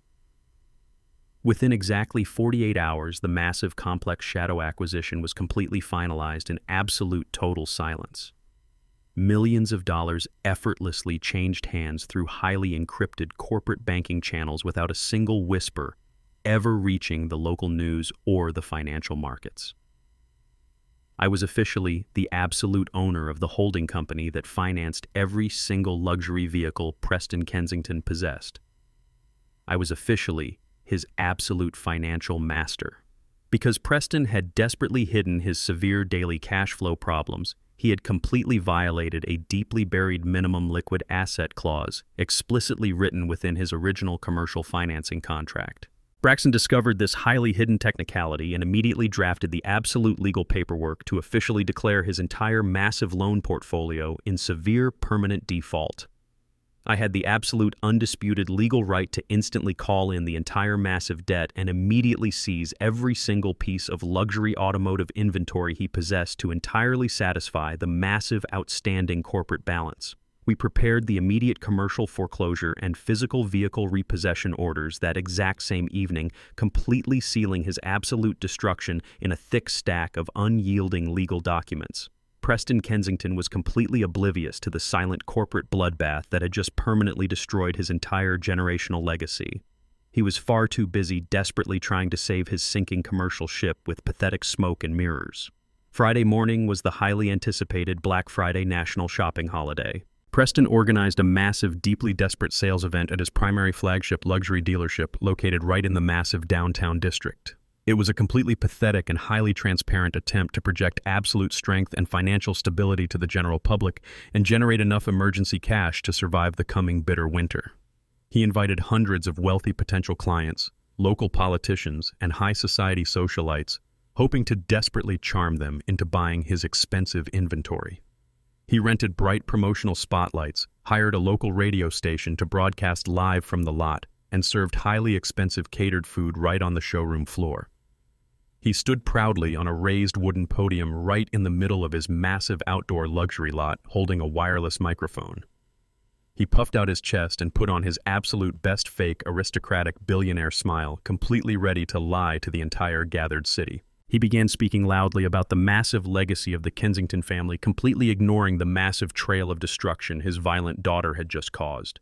He spread his arms wide, ready to ask the massive crowd to spend millions of dollars on his heavily financed cars. But right in the exact middle of his arrogant welcoming speech, the loud, highly aggressive roaring of heavy diesel truck engines suddenly and completely drowned out his amplified voice. The entire wealthy crowd turned their heads in deep, profound confusion. Rolling aggressively down the main busy avenue was a massive, highly organized fleet of heavy-duty commercial tow trucks. Dozens of them were turning their flashing bright yellow lights on and pulling directly into the pristine entrance of his luxury automotive lot completely uninvited. I sat in the absolute quiet comfort of my dark home office and watched the entire magnificent spectacle unfold live on my encrypted computer monitor. One of the lead commercial repossession agents was wearing a discreet body camera that fed the highly secure video stream directly to my private corporate server. I took a slow, highly satisfying sip of my hot black coffee as the massive fleet of heavy-duty tow trucks completely swarmed the pristine luxury car lot. The wealthy socialites and local politicians immediately began backing away from the podium, their faces completely twisting into masks of absolute confusion and rising panic. Preston Kensington completely froze on his raised wooden podium. His wireless microphone slipped slightly in his sweaty, trembling hand as he stared at the massive, flashing yellow lights illuminating his entire fake empire. But the professional repossession agents completely ignored his pathetic, frantic screaming. The absolute ultimate trap had been completely sprung, and there was absolutely nowhere for the fake aristocratic billionaire to hide today. The massive fleet of 50 heavy-duty commercial tow trucks completely swarmed the pristine luxury car lot. Preston Kensington dropped his wireless microphone on the wooden podium. It hit the floor with a loud, heavy thud that echoed through the massive outdoor speakers. He sprinted frantically across the freshly paved asphalt toward the entrance of his flagship dealership. He was wearing his expensive cashmere overcoat, and his face was completely flushed with pure, absolute panic. The wealthy socialites and local politicians who had gathered for the massive holiday sales event quickly backed away from the highly chaotic and confusing scene. They murmured in deep confusion as the loud diesel engines of the massive tow trucks completely drowned out the festive holiday music playing over the sound system. Preston waved his arms wildly in the freezing November air, demanding that the aggressive drivers stop their massive vehicles immediately. He screamed at the absolute top of his lungs, ordering them to get off his private commercial property right now. But the highly trained repossession agents completely ignored his frantic, arrogant commands. They parked their heavy trucks in highly strategic positions, completely blocking every single exit and entrance to the massive luxury lot. They jumped out of their heavy cabs holding thick metal chains and heavy electronic lifting mechanisms. They immediately began hooking up the front axles of the incredibly expensive imported sports cars and massive luxury sports utility vehicles that Preston proudly displayed. Preston ran directly up to the closest tow truck driver and aggressively grabbed the sleeve of his thick yellow reflective jacket. He threatened to call the local police department and have every single one of them arrested for grand theft auto. The driver simply shook his head and pointed toward a tall man wearing a sharp dark suit today. The tall man in the dark suit was a licensed corporate liquidator. He walked calmly across the pristine showroom lot holding a thick leather folder. He did not look intimidated by the screaming fake billionaire. Preston stomped over to him, demanding a full explanation for the massive, highly illegal disruption of his major retail event. The liquidator simply opened his leather folder and pulled out a thick stack of certified legal documents. He handed the heavy papers directly to Preston. "You are completely in default." Mr. Kensington, the corporate liquidator, stated, his voice cutting through the loud diesel noise outside. Preston snatched the legal documents from the hands of the liquidator. His eyes frantically scanned the bold black text printed on the very first page. He saw the official seals of the commercial holding company that financed his entire massive inventory. "What is this garbage?" Preston screamed, his hands trembling violently in the cold air. "I make my massive interest payments every single month. You have absolutely no legal right to touch my highly expensive cars. This is a massive mistake, and I will completely sue your entire organization into the absolute ground for ruining my big public event today." The corporate liquidator remained completely unbothered by the pathetic, empty threats. "You failed to maintain the required minimum liquid cash reserves mandated by your commercial financing agreement," the liquidator explained calmly. "When the new debt owner officially audited your completely bankrupt accounts yesterday, they discovered you have absolutely zero liquid capital left to cover your massive high-risk inventory. That specific hidden clause triggers an immediate and unyielding commercial default. Therefore, the new debt owner is legally repossessing every single vehicle on this entire lot to completely satisfy your massive outstanding corporate balance starting right this exact minute today, sir." Preston felt his heart completely stop beating inside his chest. He suddenly remembered the highly complex, dense legal paperwork he had carelessly signed years ago when he was desperately trying to expand his fake luxury empire. He never actually read the deeply buried fine print about minimum cash reserves because he always assumed his old money prestige would completely protect him from any actual financial consequences. He looked back down at the legal papers, shivering violently in his expensive cashmere coat. "Who is the new debt owner?" he whispered, his voice cracking pitifully under the crushing weight of absolute reality. He flipped directly to the final signature page of the massive repossession order. His bloodshot eyes locked onto the bold black ink displaying the exact name of the private corporate entity that had just completely destroyed his entire generational legacy. The name printed on the legal document was Vivian Equity Limited Liability Company. I sat in my dark home office watching the entire magnificent spectacle unfold live on my encrypted computer monitor. I took a slow, satisfying sip of my hot black coffee. I had intentionally named the massive holding company after my beautiful, completely innocent, gentle, loving wife today. Preston finally realized the absolute terrifying truth. The poor African-American veteran he had violently threatened with a wooden baseball bat just 2 days ago was the invisible financial giant who secretly owned his entire pathetic existence. He realized that the quiet man from the modest suburban neighborhood had completely outsmarted him in a massive game of corporate warfare. The sheer absolute humiliation was completely unbearable. He dropped the thick legal documents onto the cold asphalt and fell completely to his knees right in front of the massive crowd of wealthy socialites and highly important local city politicians standing there. The wealthy investors and high society clients who had gathered for the massive holiday sales event completely realized they were standing in the middle of a massive corporate bankruptcy. They wanted absolutely nothing to do with a completely ruined man. They quickly turned their backs on Preston and practically sprinted toward their personal vehicles, desperately fleeing the highly embarrassing scene. They abandoned him entirely to his miserable fate. The loud metallic clanking of heavy chains completely filled the cold November air. The highly efficient repossession agents continued hooking up the shiny luxury vehicles and dragging them onto the waiting trucks. Preston knelt on the cold ground, watching his massive fake empire literally being towed away right in front of his tear-filled eyes. Every single luxury sports car and massive imported vehicle was systematically removed from the pristine showroom lot. The bright promotional spotlights continued to shine down on the completely empty asphalt, mocking his absolute monumental failure. He had absolutely zero inventory left to sell and massive insurmountable corporate debt that would completely follow him for the rest of his miserable life. He slowly reached into the deep pocket of his expensive cashmere overcoat with trembling, cold, bare hands. He pulled out his expensive smartphone and dialed the private number of his highly entitled daughter, Harper. Harper was currently sitting in a cheap, dirty roadside motel room with Julian complaining bitterly about their massive eviction from the luxury suburban estate.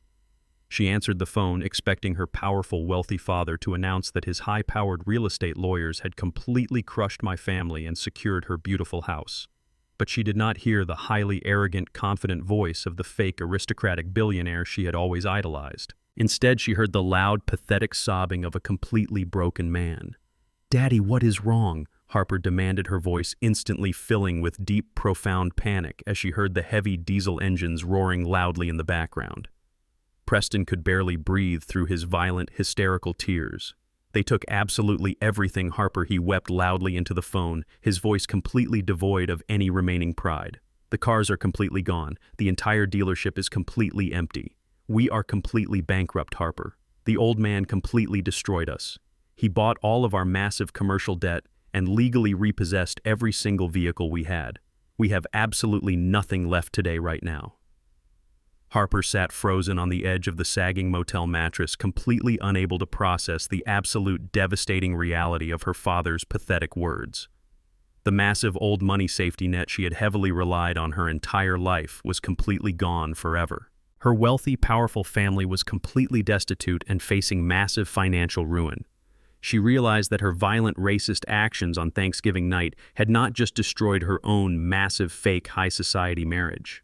Her terrible, arrogant entitlement had completely triggered the absolute total annihilation of her entire generational family empire at the exact same time right here today. She slowly lowered her expensive smartphone away from her ear, completely ignoring the frantic weeping of her completely ruined father on the other end of the private line.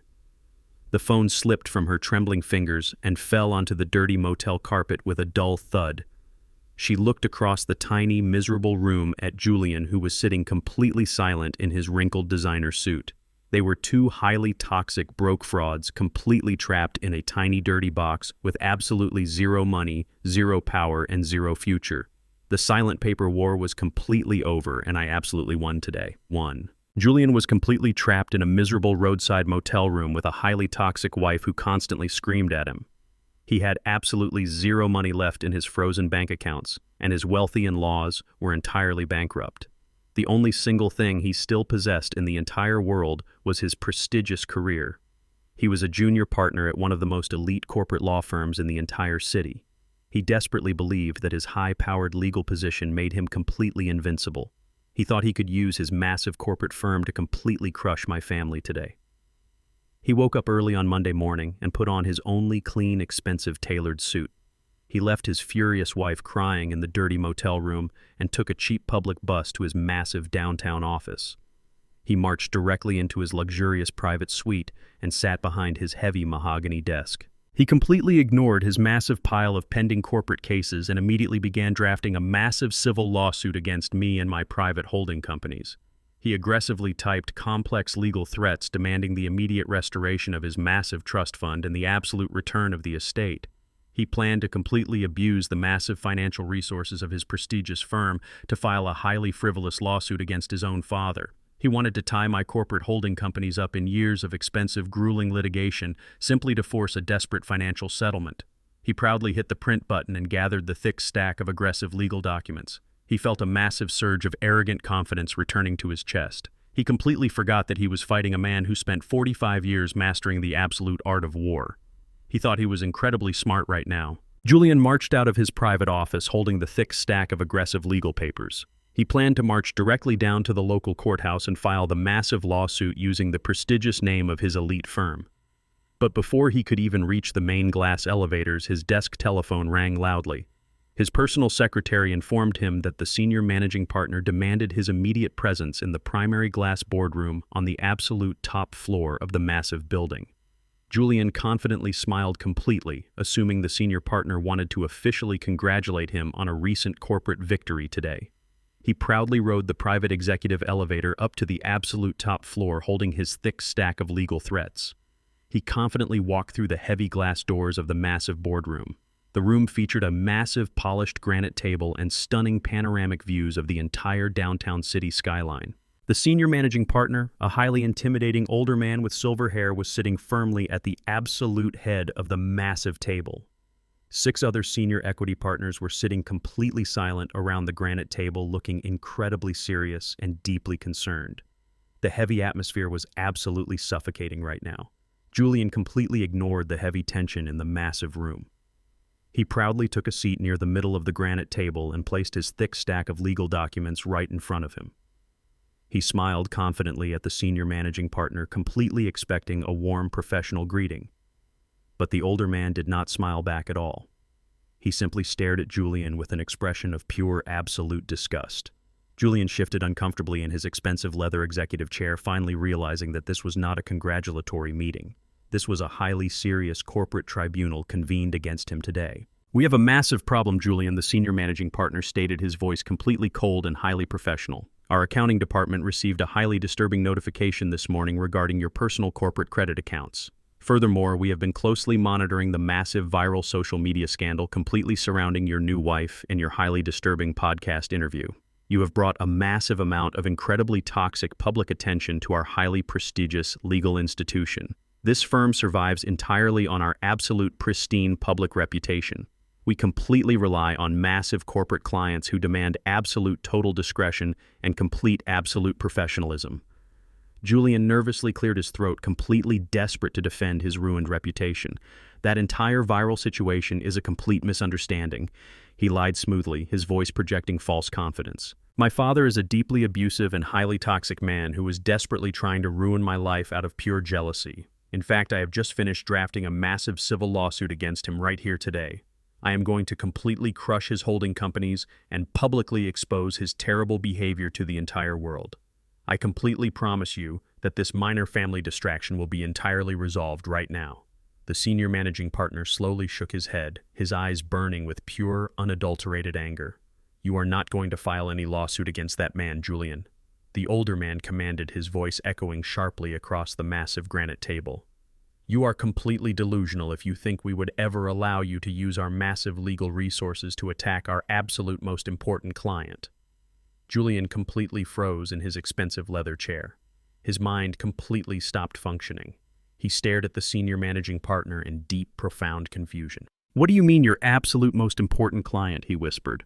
The heavy glass doors of the massive boardroom suddenly swung completely open.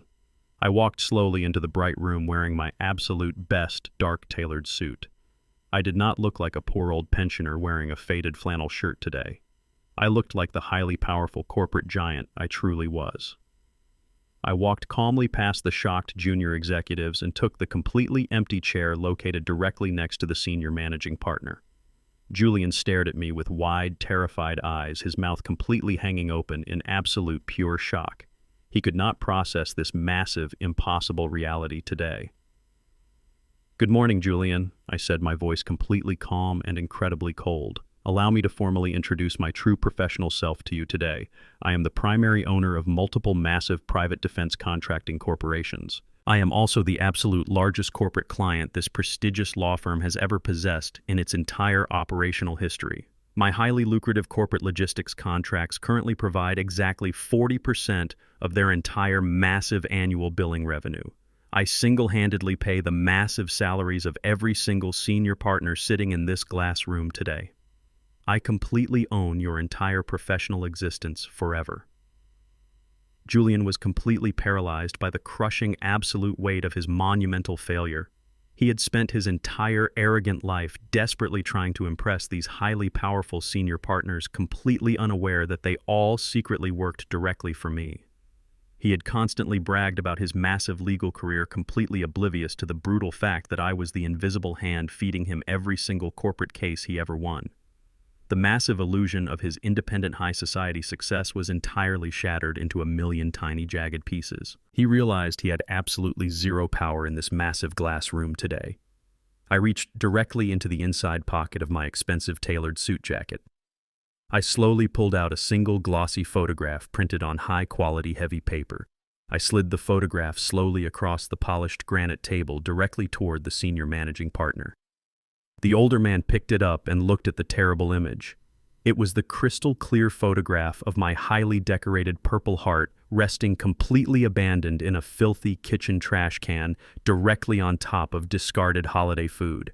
The senior managing partner stared at the powerful image with absolute, pure, visceral disgust right now today.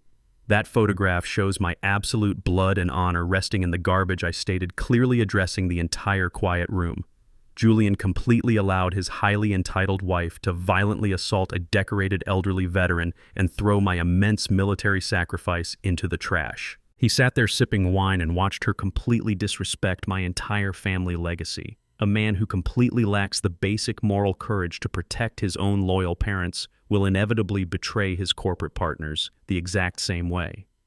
I completely refuse to do any further massive corporate business with a firm that employs this absolute coward. The senior managing partner completely understood the massive financial ultimatum. He looked at the other equity partners and they all instantly nodded their heads in absolute total agreement. Julian Cole, you are officially stripped of your junior partnership effective immediately, the older man announced coldly. You are completely fired from this prestigious institution. Two large corporate security guards immediately entered the boardroom carrying a cheap brown cardboard box. Julian completely broke down, weeping loudly as he was aggressively escorted out of the massive glass building holding his pathetic belongings. He had absolutely nothing left in the entire world starting today. The heavy wooden door of the cheap roadside motel room creaked loudly as Julian pushed it open. He stood in the narrow doorway holding a pathetic brown cardboard box filled with the absolute last remaining pieces of his completely ruined professional career. The tiny room smelled overwhelmingly of stale cigarette smoke and cheap industrial cleaning chemicals. The flickering fluorescent light bulb in the bathroom buzzed with a highly annoying mechanical hum that completely matched the massive pounding headache inside his skull.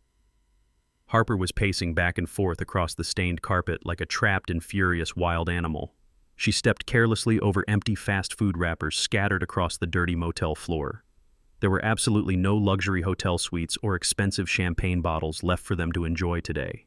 Their beautiful fake high society life had completely vanished into thin air. They were entirely reduced to living in a filthy roadside motel located right next to a highly noisy interstate highway. Every single time a massive transport truck drove past the dilapidated building, the incredibly thin walls of their room rattled violently. The harsh physical reality of their massive monumental downfall was finally sinking entirely into their completely arrogant minds. The romantic illusion of high society prestige that had completely held their entire relationship together was entirely gone forever. Without the massive sums of unlimited corporate money, there was absolutely no love left between them today. Harper suddenly stopped her frantic pacing and turned to face the highly exhausted man she had just married. Her face was completely twisted into a bitter mask of pure, unadulterated resentment and highly toxic entitlement.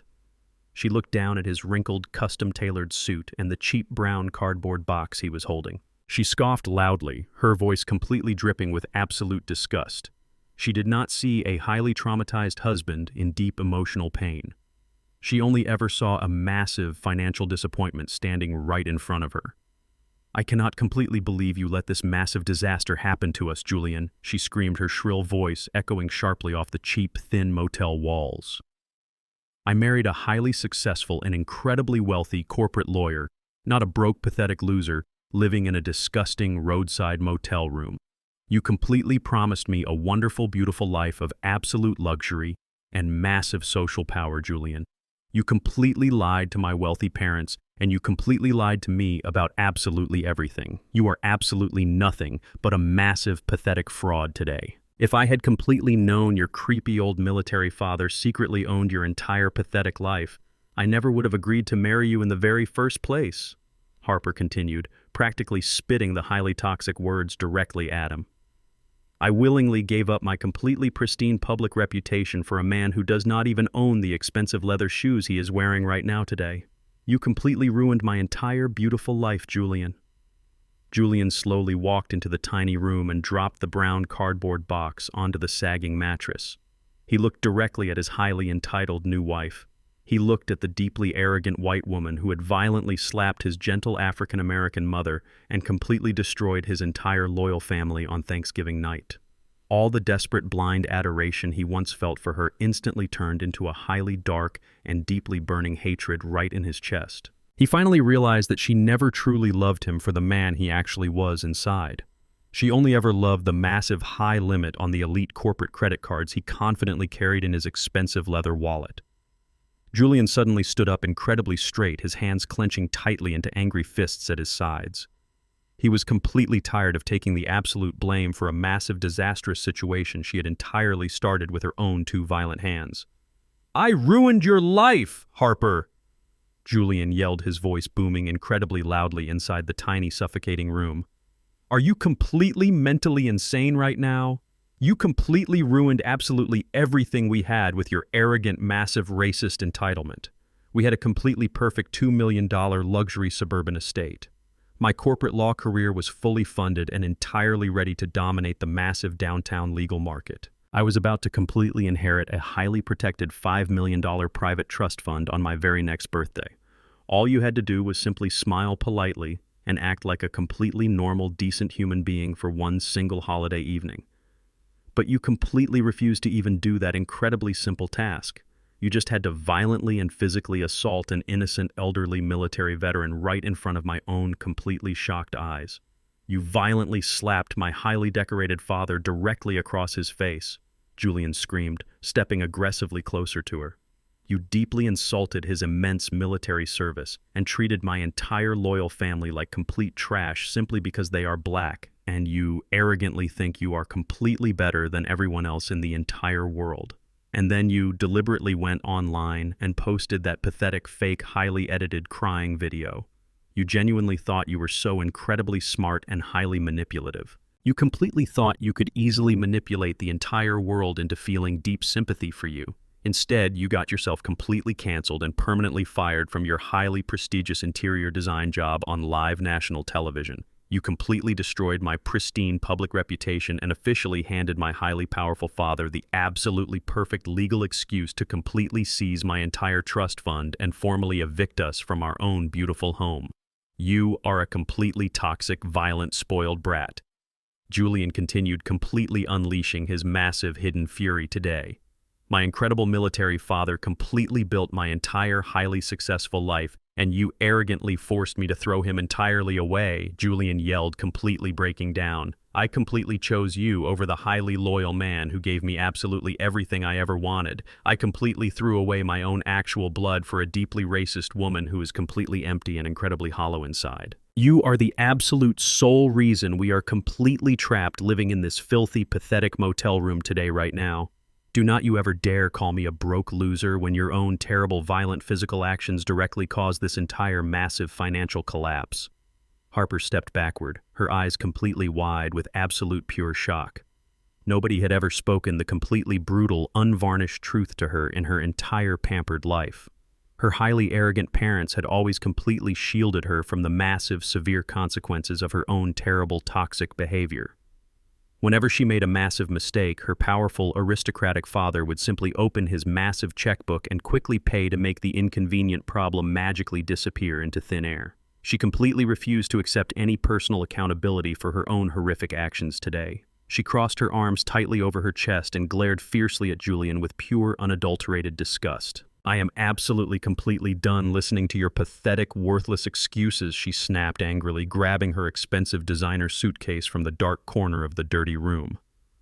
"I am permanently leaving you, Julian," she declared violently, throwing her expensive designer clothes directly into the heavy suitcase in a highly frantic panic. "I am going right back to my incredibly wealthy and highly supportive family today.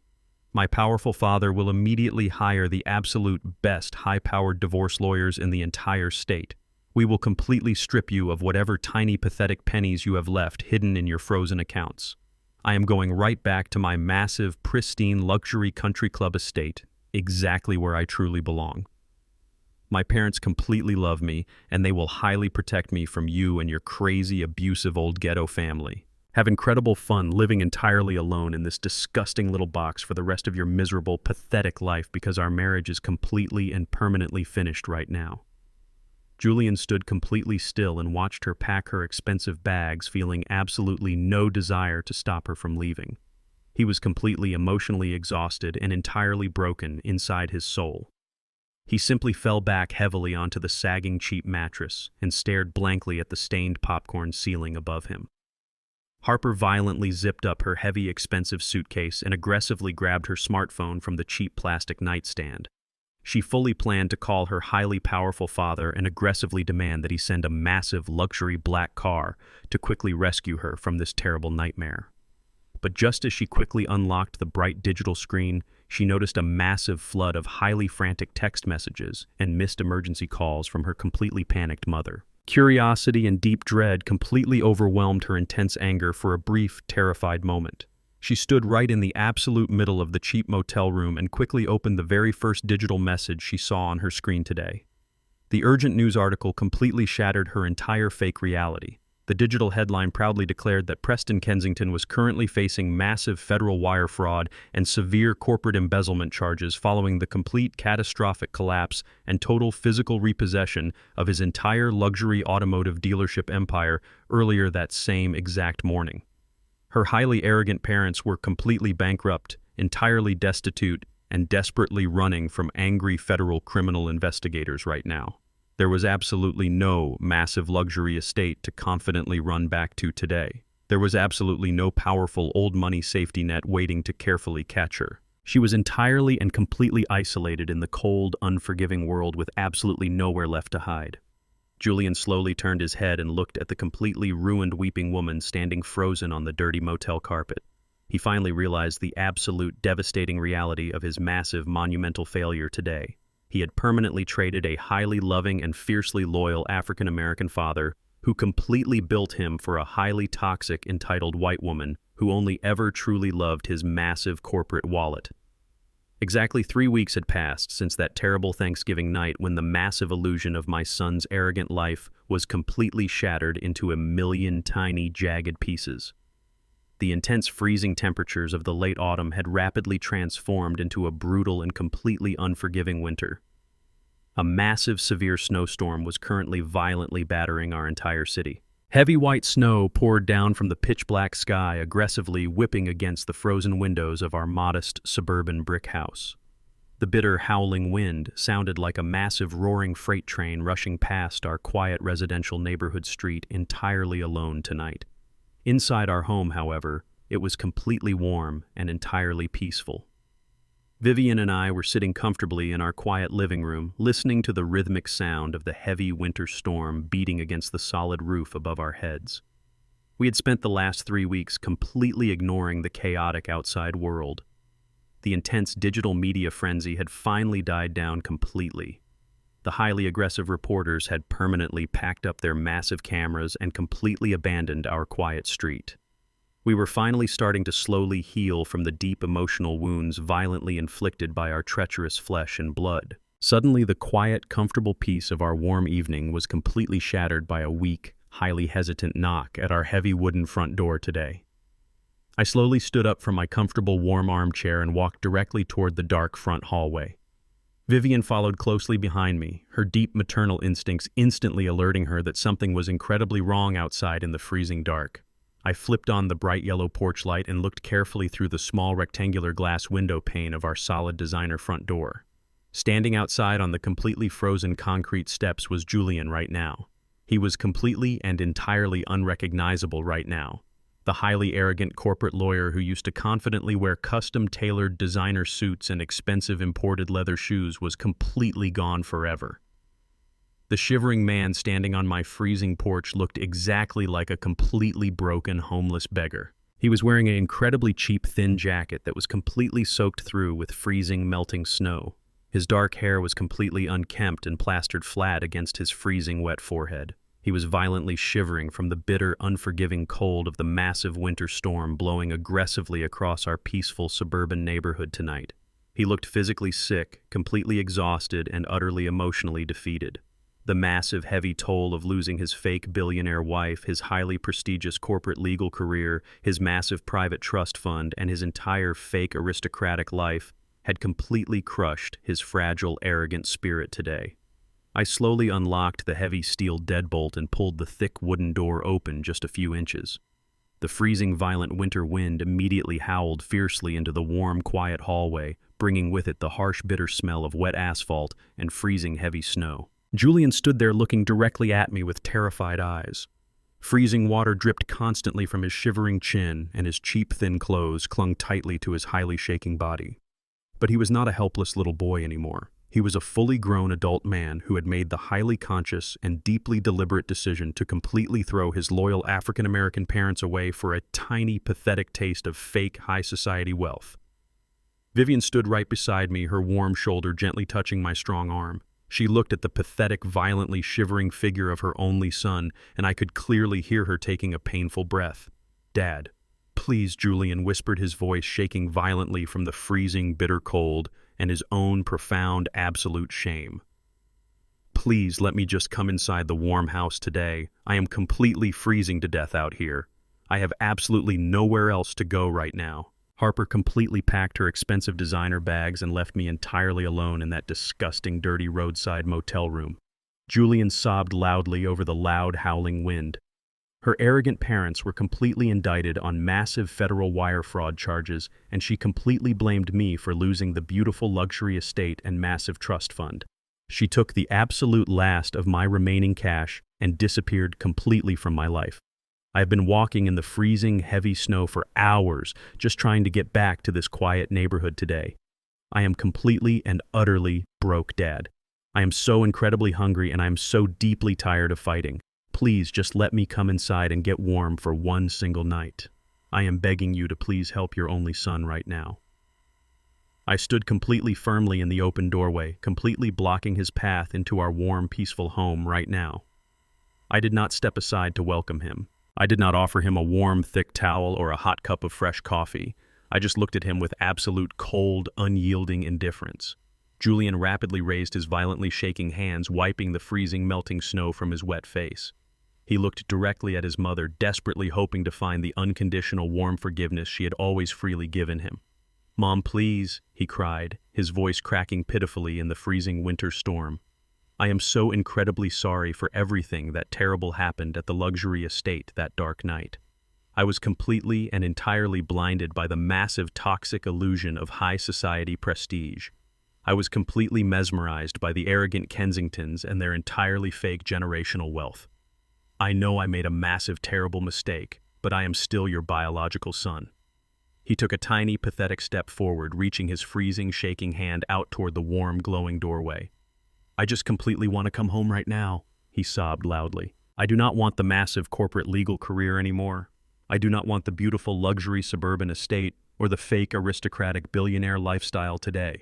I just deeply want my loyal family back. Can I please just come inside and sleep in my old, quiet childhood bedroom tonight?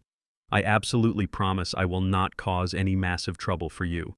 I will spend the rest of my entire natural life making up for the terrible, horrific things I did to you both. Please, Mom, just let me go to my old room and sleep." Vivian looked at her violently shivering son.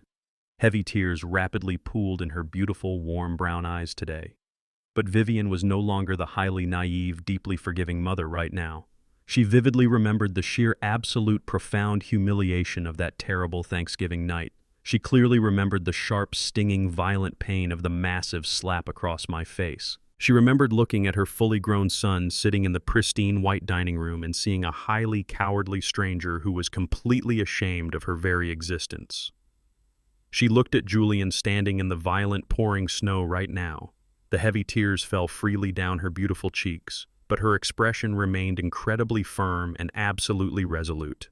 She looked directly into his deeply terrified eyes and slowly shook her head. It was a completely silent gesture, but it was the absolute most powerful, absolute rejection in the entire world today. Vivian was completely closing the heavy door on him in her own broken heart. She was actively choosing her own massive dignity and our highly loyal marriage over a completely toxic, ungrateful, cowardly son. Julian let out a loud, agonizing wail when he saw his mother slowly shake her head. He fell completely to his knees on the hard, frozen concrete porch, completely ignoring the freezing, heavy snow beating down aggressively on his unprotected head right in front of us. He bowed his head completely and wept with the absolute dark despair of a fully grown man who finally realizes he has completely destroyed his own soul today. I looked down at him, feeling absolutely no pity or massive remorse in my strong heart. "You are completely and entirely wrong, Julian," I said, my voice slicing entirely through the loud, violent sound of the massive winter storm like a sharp, heavy steel blade. "You were not completely blinded by the toxic illusion of high society prestige. You were not a completely helpless, innocent victim of a fake, wealthy white family. You did not protect your family. You watched her completely trash my absolute honor and my massive military sacrifice. You are absolutely not a victim of massive illusions. You are a massive, absolute victim of your own profound, pathetic cowardice." I slowly reached into the inside pocket of my thick winter sweater. I pulled out a heavy sealed white folder and held it directly into the freezing storm. "This is my final absolute gift to you," I told him, my voice carrying terrifying absolute finality. I pulled the heavy solid wooden door completely shut and firmly locked the steel deadbolt. Julian stood entirely alone on the completely frozen concrete porch of my modest suburban brick house. The freezing winter snow poured down aggressively from the pitch-black sky, entirely washing away the absolute last remaining traces of his massive, arrogant ego. The heavy, solid wooden door was firmly locked, completely shutting him out of the warm, peaceful life he had so carelessly thrown away for a fake aristocratic illusion. He looked down at the sealed, heavy white folder I had just placed into his violently trembling, wet hands. He was completely desperate, entirely broke, and physically freezing to death. So his highly panicked mind naturally assumed the thick folder contained a massive financial lifeline. He genuinely and truly believed that despite my incredibly harsh words, I was still the highly forgiving, foolish father who would eventually pay his way out of this terrible, self-inflicted disaster. He completely believed the sealed envelope contained a massive cashier check large enough to secure a warm luxury apartment or perhaps hire a highly decent corporate lawyer to fight for his stolen legal career today. His freezing wet fingers fumbled incredibly clumsily with the sealed cardboard flap. The heavy falling snow quickly soaked the thick white paper, making it incredibly difficult to tear completely open. He finally ripped the top edge violently and reached inside, pulling out a thick, heavy stack of folded formal paper. There was absolutely no check inside the heavy folder. There was absolutely zero cash to save his pathetic, ruined life. It was a formal legal document printed on thick official stationery, bearing the highly embossed seal of my private corporate attorney. Julian unfolded the damp, heavy pages and desperately strained his tired eyes to read the bold black text under the dim yellow glow of the freezing porch light. The title of the massive legal document was clearly printed at the absolute very top of the first page. It was a formal and entirely irrevocable relinquishment of inheritance. I had watched him read many highly complex corporate contracts before during his fake legal career, but I had never seen his arrogant face completely shatter like it did in that exact specific moment. He read the highly dense legal paragraphs incredibly slowly, his freezing brain struggling immensely to process the absolute terrifying finality of the printed words. The formal document legally stated that Julian Cole was permanently and entirely removed from my last will and testament completely and forever. He was entirely stripped of any future legal claim to my private estate, my massive corporate holding companies, my commercial real estate properties, and my highly protected personal bank accounts. He was legally disinherited in the absolute most unbreakable terms possible under state and federal law. Every single penny he thought he would eventually inherit from his foolish old father had completely vanished into thin air. He fell heavily to his frozen knees on the wet concrete, dropping the thick legal papers directly into the cold, freezing puddle forming on the dark porch. The absolute ultimate financial safety net he had secretly relied on his entire pathetic adult life was completely gone forever today. He did not previously know the exact numerical value of my secret defense logistics empire, but the legal document highly outlined exactly where the massive hidden fortune was permanently going. I had officially and legally transferred my entire absolute estate, valued at exactly $60 million, into a heavily protected blind corporate trust. I made absolutely sure that this massive financial trust was legally untouchable by him or any high-powered corporate lawyer he could ever try to hire. I completely repurposed my entire life of hard work to actually build up the loyal community that arrogant men like Preston Kensington had spent their entire privileged generations trying to aggressively tear down. The massive blind trust was specifically and irrevocably dedicated to funding full academic university scholarships for the completely innocent children of fallen military soldiers across our great nation. I deeply understood the massive, absolute sacrifice of losing a loving parent in violent combat, because I had served 45 years in the military and watched brave men die protecting this country. I structured the massive $60 million fund to completely cover their expensive university tuition, their daily housing, and their basic living expenses, so those grieving children would never have to beg traditional banks for highly predatory loans. I deeply wanted to give young, brilliant, innocent minds the exact same massive financial foundation I had so foolishly tried to give to my completely ungrateful, cowardly son. For over 45 years, I had quietly hoarded my massive military and corporate wealth in the dark shadows, trying desperately to protect my loyal family from the harsh economic discrimination of the terrible outside world. I had foolishly believed that providing absolute financial security naturally built absolute moral character inside a growing boy. Giving a young man absolutely everything he wants without ever forcing him to earn it only breeds profound massive weakness and highly toxic, arrogant entitlement. The massive $60 million wealth I had completely built did not protect Julian from the harsh real world at all. It simply made him incredibly soft and highly susceptible to the shallow, terrible illusions of high society, prestige, and fake aristocratic power. By transferring the massive $60 million into a charitable, educational, military trust, I was finally putting my silent, massive wealth to proper, honorable use today. The money would securely go to young, grieving men and women who actually deeply understood the immense absolute value of intense hard work and complete absolute loyalty. Julian would never see a single shiny dime of that massive hidden fortune. The corporate lawyers had specifically written the complex trust documents to ensure that no biological relative could ever legally contest the massive charitable transfer in any federal court of law. It was an absolute, completely flawless legal checkmate, deeply designed to withstand any future challenge. My military legacy was no longer tied to a pathetic, weak coward. While Julian was completely absorbing the absolute devastating reality of his lost massive inheritance, completely alone in the freezing winter snow, the rest of the unforgiving world was moving rapidly forward without him. By the following Monday morning, the massive commercial foreclosure initiated by Vivian Equity Limited Liability Company triggered a complete catastrophic chain reaction across the entire Kensington financial portfolio. The local and national news television stations actively broadcast the shocking, highly embarrassing story of their complete corporate bankruptcy during every single commercial break. The highly aggressive investigative reporters completely exposed the massive hidden debt, the highly fraudulent commercial loan applications, and the massive, terrible lies that Preston Kensington had maliciously used to prop up his fake luxury automotive empire. The highly arrogant Kensington family name instantly became a deeply toxic public punchline in the entire wealthy city. They completely lost their expensive, sprawling summer home. They permanently lost their massive luxury leased vehicles, and they were entirely banned from the exclusive country club due to massive unpaid membership dues. Preston and Patricia were heavily indicted on massive federal wire fraud and severe corporate embezzlement charges, entirely forcing them to desperately hire cheap public defenders to keep them out of federal prison. Their absolute massive downfall violently dragged Harper completely down into the filthy dirt with them right now today.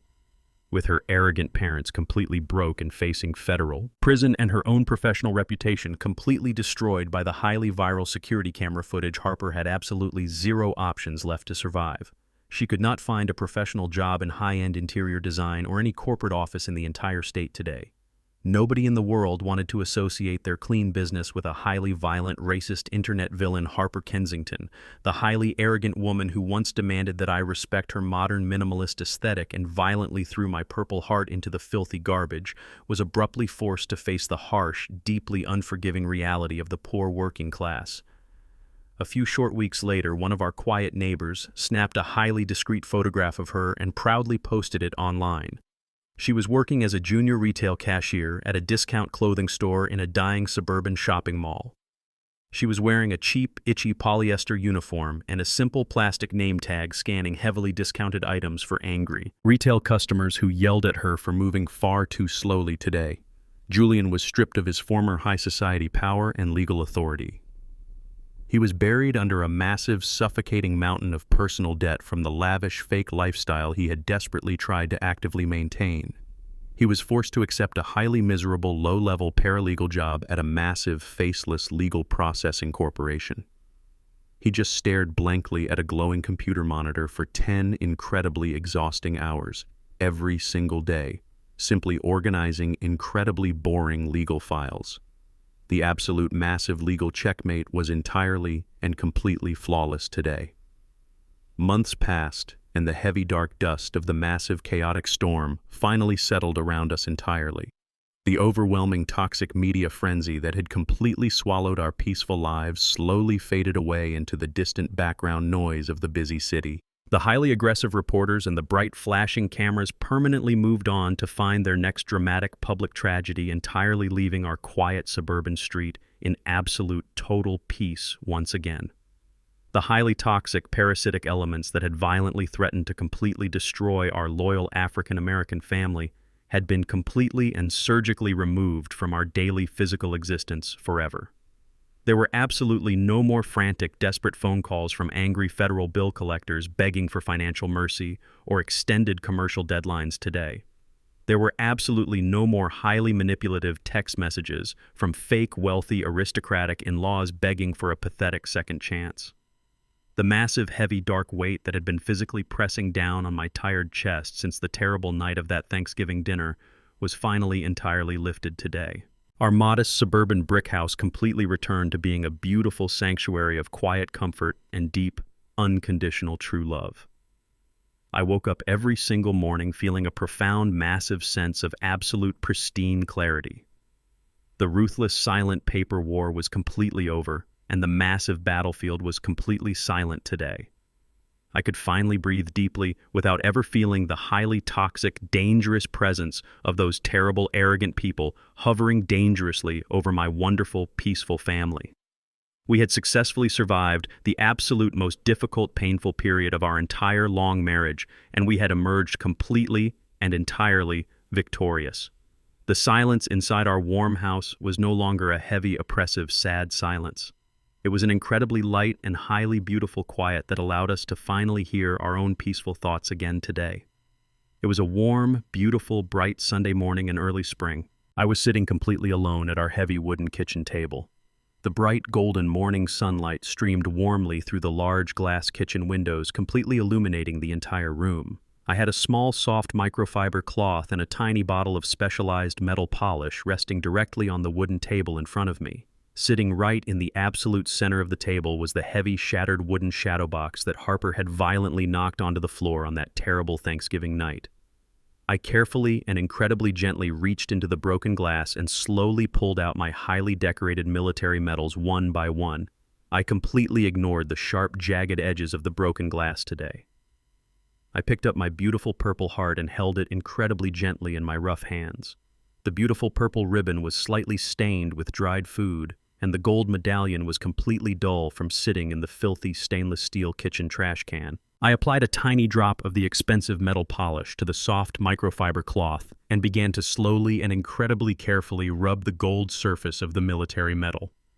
I spent over 45 years serving in the United States military and the private defense logistics sector, completely risking my actual life to deeply protect the freedom of this great nation. This tiny piece of metal completely represented the absolute blood and massive extreme sacrifice I had willingly given to my country. Harper had completely treated it like pathetic, worthless garbage because she completely lacked the basic human capacity to understand actual profound honor. As I slowly polished the beautiful metal until it shined brilliantly in the bright morning sunlight, I felt a deep, profound sense of absolute closure wash entirely over my soul. I carefully placed the restored Purple Heart onto a clean, soft velvet cloth and slowly picked up my silver star to begin the exact same gentle cleaning process today. Vivian walked slowly into the warm, bright kitchen wearing a beautiful, soft yellow morning dress. She walked completely silently across the clean tile floor and stood directly behind my heavy wooden chair. She gently placed her soft, warm hands on my broad shoulders and looked down at the brilliantly shining military medals resting perfectly on the table. For the very first time in what felt like an absolute entire eternity, I looked up at my beautiful, loyal wife and saw her genuinely and truly smile. It was not a forced, polite, fake smile designed to hide massive emotional pain. It was a pure, incredibly peaceful, beautiful smile that completely radiated from the absolute deepest part of her wonderful, loving soul. The massive, dark, emotional bruising on her gentle heart had completely faded away forever. Seeing her smile beautifully again was the absolute greatest massive victory I had actively achieved in this entire exhausting, horrific ordeal today. I reached up and gently took her soft, warm hand in mine. We stayed there in highly comfortable, complete silence, simply enjoying the profound, absolute blessing of each other today. As we stood there, a deep, heavy realization settled entirely into my mind. I completely realized that the true, highly toxic cancer in our family was not just Harper Kensington and her racist, entitled, completely bankrupt parents. Harper was merely a severe, highly visible symptom of a much deeper, highly destructive disease. The actual massive cancer was the completely unchecked massive greed, the highly dangerous arrogance, and the profound absolute lack of basic respect that we had unknowingly allowed to violently fester inside our own biological son Julian. We had constantly blamed the highly arrogant, wealthy Kensingtons for completely ruining him, but the harsh, absolute brutal truth was that Julian had entirely allowed himself to be ruined. He had actively and willingly participated in his own massive moral destruction simply to fit in with a pathetic crowd of highly shallow, materialistic fake frauds. For his entire adult life, I had completely shielded Julian from the harsh, deeply unforgiving economic realities of the outside world. I had aggressively used my massive hidden defense contracting wealth to silently pave every single difficult road he ever walked on. I paid his highly expensive law school tuition in absolute full. I secretly bought the massive luxury suburban estate he proudly claimed as his own hard-earned property today. I gave Julian absolutely everything he ever wanted because I deeply loved him, and I desperately wanted him to have a completely better life than I did growing up in the bitter, massive poverty of the past. But in my highly desperate attempt to give him a completely perfect life, I completely forgot to deeply teach him the fundamental absolute value of massive struggle. I completely forgot to deeply teach him that true moral character is forged directly in the hot fires of massive adversity, not in the soft comfort of a fake aristocratic luxury estate. By giving him absolutely everything for entirely free, I had accidentally stripped him of his own strong moral backbone completely. He became so incredibly addicted to the highly shallow, terrible illusions of high society prestige and fake absolute wealth that he completely forgot how to be a highly decent, loyal, respectful man. When the crucial, massive defining moment arrived, he completely chose the toxic fake illusion over his own loyal African-American blood. He chose his fake billionaire status over the loving parents who had sacrificed absolutely everything for his ultimate happiness. It was a highly bitter, massive pill to swallow entirely today. I did not completely dismantle his highly prestigious legal career and entirely strip him of his massive private trust fund out of pure, malicious, emotional revenge. Revenge is a completely chaotic, emotional, toxic poison that only completely destroys the absolute person who actively holds it. What I executed was absolute cold, incredibly precise, unyielding justice. I completely destroyed the fake aristocratic empire of the deeply racist Kensington family and completely cut off my own biological son to violently protect the absolute dignity of my gentle wife and the complete integrity of my own soul today. I had to permanently burn his fake, beautiful world completely to the ground so that he could finally vividly experience the incredibly harsh, massive reality of the actual unforgiving world without any secret, massive financial safety nets today. It was the absolute hardest, massive decision I have ever had to actively make in my entire 71 years of living. But sitting at the warm kitchen table, looking at the highly peaceful, beautiful smile on the gentle face of the woman I loved entirely more than life itself, I knew with complete, absolute certainty that it was the entirely right, correct decision today. We had finally drawn a massive, completely unbreakable physical and emotional boundary. We had loudly and aggressively declared to the entire outside world that our deep, absolute respect and our massive dignity were absolutely not for sale at any possible price today. We completely refused to be disrespected by highly racist, arrogant bullies, and we completely refused to be actively used as secret, unlimited corporate bank accounts for incredibly toxic, ungrateful children today. The surgical absolute removal of their highly toxic presence was incredibly painful, but it completely saved our absolute lives. It completely reset the absolute balance of massive power in our loyal family and completely restored the profound honor that had been so viciously and physically attacked in that pristine white dining room on Thanksgiving night. I felt absolutely no guilt or massive remorse for what I had done to Preston Kensington and his terrible, violent, arrogant daughter today. They had entirely brought their massive, complete destruction completely upon themselves through their own highly vile physical actions and their staggering, monumental, racist arrogance today. I was simply the highly efficient instrument of their absolute, inevitable, total downfall today. With the massive, exhausting burden of Julian's fake aristocratic lifestyle completely lifted entirely from our tired shoulders, Vivian and I decided it was finally time to actually start deeply living for our own absolute selves today. For over 45 years, I had completely hoarded my massive defense contracting wealth in the dark, invisible shadows, absolutely terrified of drawing any dangerous, toxic attention to myself today. I had worn incredibly cheap, faded flannel shirts and driven incredibly old, rusty trucks to completely protect my loyal family from the highly dangerous, massive envy of the outside world. But we absolutely no longer had anything to hide, and we entirely no longer had anyone to desperately impress today.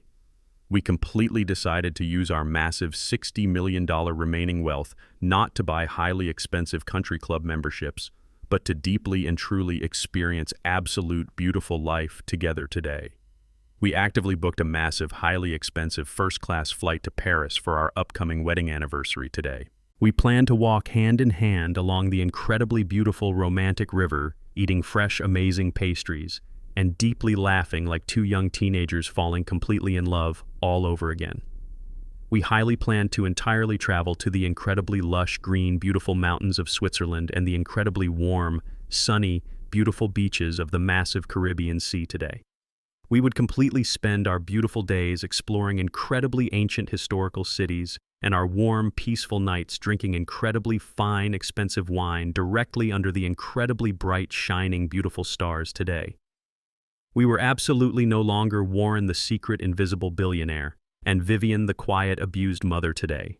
We were just two beautiful old souls deeply and profoundly in love, enjoying the incredibly beautiful, amazing fruits of a massive entire lifetime of incredibly hard, grueling physical and mental work today. The absolute incredible peace we completely found was absolute and entirely, completely unbreakable today. We had successfully and entirely survived the terrible, violent, massive storm, and we emerged incredibly stronger, deeply closer, and entirely more genuinely happy than we had ever been before in our entire lives today. I finally completely realized that the absolute greatest massive wealth a strong man can ever entirely possess is not safely hidden in a massive corporate bank account or a massive commercial real estate portfolio today. The absolute greatest massive wealth in the entire whole world is the quiet, incredibly beautiful peace of mind that completely comes from knowing you have fiercely and aggressively protected the gentle, beautiful people you truly, deeply love today. Our beautiful peace was completely and entirely rebuilt, and absolutely nobody would ever be allowed to violently tear it down again forever now. 8 months had completely passed since the brutal, freezing winter storm and the incredibly heavy final locked door. The intense, bitter cold of the winter had slowly faded into a crisp and incredibly beautiful golden autumn. The massive leaves on the ancient oak trees lining our quiet suburban street had turned brilliant shades of vibrant red and deep gold. It was a completely quiet Tuesday morning, and I was walking slowly back from the rusted metal mailbox located at the very end of our long concrete driveway. I held a small stack of ordinary daily envelopes in my rough hand. Most of them were simple, mundane utility bills and glossy grocery store advertisements that usually cluttered our daily lives. But buried right in the absolute middle of the boring stack was a plain white envelope that immediately and completely caught my intense attention. It did not have a fancy printed corporate legal logo or a typed highly professional address. The return address was entirely handwritten in a very familiar, slightly messy script. It was a letter directly from Julian. The plain envelope felt incredibly light in my hands, but the massive emotional weight of it was suddenly incredibly heavy on my chest. I stopped walking entirely and stood completely still on the concrete driveway, staring down at the handwriting of my biological son. A small, cynical part of my mind fully expected it to be another highly desperate, pathetic plea for a massive financial rescue today right now from me. But the plain white envelope was far too thin to contain aggressive legal threats or complex financial corporate documents today. I carried the Daily Mail inside the warm, quiet house and walked directly into my dark, peaceful home office. I sat down in my heavy, comfortable leather executive chair and placed the stack of regular mail gently on the corner of the polished wooden desk. I held Julian's plain white envelope in both of my rough hands for a very long, quiet time. The house was completely and entirely silent, except for the gentle, rhythmic ticking of the antique wooden wall clock. Vivian was out happily visiting her sister, so I was entirely alone with my own deep, complex thoughts. I finally slid my thick thumb under the sealed paper flap and slowly tore the plain envelope completely open. I carefully pulled out a single sheet of incredibly cheap lined notebook paper. It was absolutely not printed from an expensive high-end corporate computer or typed by a highly paid legal secretary. It was entirely handwritten with a cheap blue ink pen that had slightly smeared in a few places. The familiar handwriting was incredibly shaky, as if the specific person holding the plastic pen was incredibly nervous and deeply emotionally vulnerable. I took a deep, heavy breath and began to slowly read the handwritten words my completely ruined son had actively written to me. The simple letter did not begin with dramatic fake excuses or pathetic arrogant begging today at all from him. It started with a very simple and incredibly profound direct apology. Julian wrote that he was currently living completely alone in a tiny, cramped studio apartment located on the far, highly industrial side of the massive city. He honestly wrote that the small apartment was incredibly loud, completely drafty, and extremely uncomfortable, but it was the very first actual place he had ever truly paid for with his own hard-earned working-class money. He completely told me that he was working incredibly long, exhausting, highly mundane hours at the massive, faceless legal data processing center, and taking the cheap, crowded public city bus every single day to work. He deeply described how physically painful and utterly humiliating the first few dark months had truly been for him. He wrote openly about the massive, crushing, suffocating weight of his enormous personal credit card debt and the constant, highly harassing phone calls from incredibly aggressive corporate collection agencies. But then the overall tone of the handwritten letter completely shifted in a way I had never seen before. He did absolutely not blame me for his massive financial struggles today. He did absolutely not blame his gentle, loyal mother. He did absolutely not even blame his terrible, toxic ex-wife Harper or her completely bankrupt, fraudulent, aristocratic parents. For the very first time in his entire arrogant adult life, Julian completely and entirely took absolute total responsibility for his own miserable, pathetic reality in this very real world forever right now today. He wrote that he had finally started actively attending intensive psychological therapy twice every single week. He humbly explained that he was actively utilizing a completely free local community health clinic because he could absolutely no longer afford incredibly expensive private high society doctors. He told me that his dedicated therapist was forcefully making him confront the massive, toxic, arrogant ego and the deeply dangerous, cowardly entitlement that had aggressively driven his entire fake life. He wrote that sitting in that cheap, tiny apartment completely and entirely alone had painfully forced him to look directly in the mirror and finally face the incredibly weak, pathetic man he had actively become. He finally completely realized that the fake billionaire high society lifestyle was absolutely nothing but an incredibly fragile paper castle built entirely on a massive toxic foundation of terrible lies and deep, profound personal insecurity. The absolute most shocking part of the handwritten letter was exactly what it completely lacked today. There was absolutely zero request for money. He did not ask for a secret massive loan to quickly pay off his massive outstanding credit card bills. He did not ask me to buy him a highly reliable vehicle so he could finally stop riding the public bus. He did not ask me to make a few quiet, powerful phone calls to forcefully get him his prestigious corporate law firm job back. He explicitly stated that he did not want a single shiny penny from me ever again right now. He wrote that he finally deeply understood exactly why I had to permanently cut him off completely and entirely disinherit him. He told me that my absolute massive rejection was the most incredibly painful experience of his entire life, but it was also the exact brutal wake-up call he desperately and completely needed. He wrote that the massive unlimited money had always been a terrible toxic curse, because it completely allowed him to entirely avoid developing any real strong moral character. He apologized deeply and incredibly profoundly for standing completely silent and watching Harper physically assault his gentle mother. He wrote that his cowardly, pathetic silence in that pristine, white Grand Country Club dining room would actively haunt his dark nightmares for the absolute rest of his natural life. He begged me to please tell Vivian that he was incredibly deeply sorry for completely failing to highly protect her when she needed him the absolute most. He ended the simple handwritten letter by openly saying he did absolutely not expect me to ever forgive him. He did not expect me to magically invite him over for a warm Sunday dinner or ever welcome him back into our peaceful home. He simply wanted me to absolutely know that he was finally trying incredibly hard to be a good, honest, strong working man today. He signed his name simply at the bottom of the single page, and that was the absolute complete end of the entire message right now, today, forever. I folded the single sheet of cheap notebook paper and slid it directly back into the plain white envelope. I did not pick up my encrypted smartphone to call him. I did not rush to write a long emotional response instantly forgiving him for his massive sins. Breaking a proud, arrogant man down to absolute zero is the only possible way to forcefully make him entirely rebuild himself into a real, honorable man. I simply opened the top drawer of my wooden desk and gently placed the white envelope right next to my most important private personal documents. I closed the heavy drawer with a solid, deeply satisfying click. I calmly walked out of my dark home office and moved slowly down the warm hallway toward the front of the house. I opened the front door leading directly out to our beautiful, quiet wooden porch. The crisp autumn air felt incredibly refreshing against my face.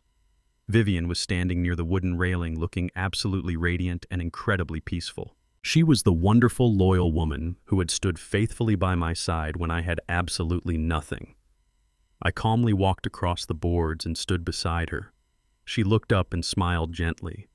I reached out and carefully took her soft, warm hand entirely in mine. Absolutely no one will disrespect her again. I have completely ensured that our legacy is not built on the money we leave behind, but entirely on the unshakable, impenetrable boundaries we set together forever today. Looking back at the entire turbulent journey from that pristine white dining room to the quiet, absolute peace of our front porch, I deeply realize how incredibly fast a completely fake world can utterly collapse into absolute nothingness. It took less than a single week to completely dismantle a massive toxic illusion that had been carefully constructed over several years of arrogant deception. The wealthy Kensington family truly believed they were untouchable high society royalty simply because they possessed a few expensive designer suits and leased imported luxury cars. They arrogantly thought they could violently assault an elderly African-American military veteran and completely disrespect my loyal family without ever facing a single harsh consequence in the real world. But they completely forgot that true absolute power does not ever need to shout loudly to be clearly heard. True power simply observes the situation in complete silence, gathers the necessary financial resources, and strikes decisively when the arrogant enemy is completely blinded by their own massive toxic pride. I spent over 45 years quietly building a massive, invisible financial empire from the ground up, completely avoiding the bright public spotlight. I endured the harsh, systemic racism of the corporate banking world and actively learned how to fight my battles using complex commercial legal documents instead of physical violence. I used that exact same silent strategy to completely eradicate the highly toxic, parasitic elements from my own family forever. I did not raise my voice in anger or throw a single physical punch. I just calmly used their own massive hidden corporate debts and their own terrible blind greed to completely destroy their fake aristocratic lives today.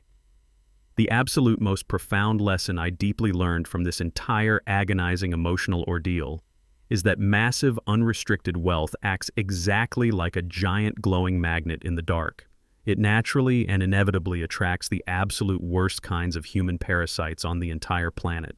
Highly toxic people like Harper and her completely bankrupt racist parents are inherently drawn to the comforting smell of massive financial security. They aggressively attach themselves to your peaceful life, pretending to offer genuine love and high society prestige while secretly draining your vital resources completely dry.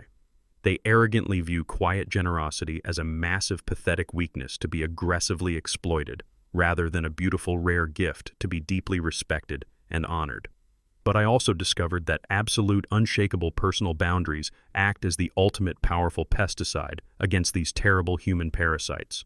When you finally stop giving them exactly what they aggressively want, they instantly reveal their true, hideous, toxic nature to the outside world. When I formally froze the massive private trust fund and legally evicted them from the luxury suburban estate, their fake conditional love completely evaporated into thin air. They immediately turned on each other like starving wild animals, desperately trying to save their own pathetic skins, proving that their supposed loyalty was only ever securely tied to my hidden corporate bank accounts. Setting a highly firm, unyielding boundary is incredibly painful, especially when it directly involves your own biological flesh and blood, but it is the absolute only possible way to completely protect your own peace and sanity today. Boundaries completely filter out the toxic, arrogant frauds and entirely leave you with the gentle, loyal people who genuinely love you for exactly who you essentially are inside. Today, my beautiful, loyal wife Vivian and I are finally living in a constant state of pure, absolute, uninterrupted peace. We happily wake up every single morning without the heavy, suffocating weight of toxic family drama resting heavily on our tired shoulders. We spend our quiet, peaceful afternoons walking slowly through the local park, tightly holding hands and happily watching the beautiful seasons slowly change around us. The massive fortune I spent my entire adult life building is absolutely no longer a dark, heavy secret used to desperately prop up the failing, fragile ego of a cowardly son. It has been completely and entirely transformed into a highly powerful, beautiful engine of massive, positive change for our community. The incredibly brilliant young African-American students who received our full academic university scholarships are currently using our hidden defense wealth to become dedicated doctors, passionate engineers, and highly focused teachers. They are actively building real, solid, honorable futures based entirely on actual merit and intense hard work. They are the true, beautiful, lasting legacy of our loyal family. We completely refuse to let the terrible, bitter hatred of one highly racist, arrogant family turn our own strong hearts cold and incredibly bitter today. We simply redirected our massive financial blessings directly toward the innocent, honorable people who actually truly deserve them.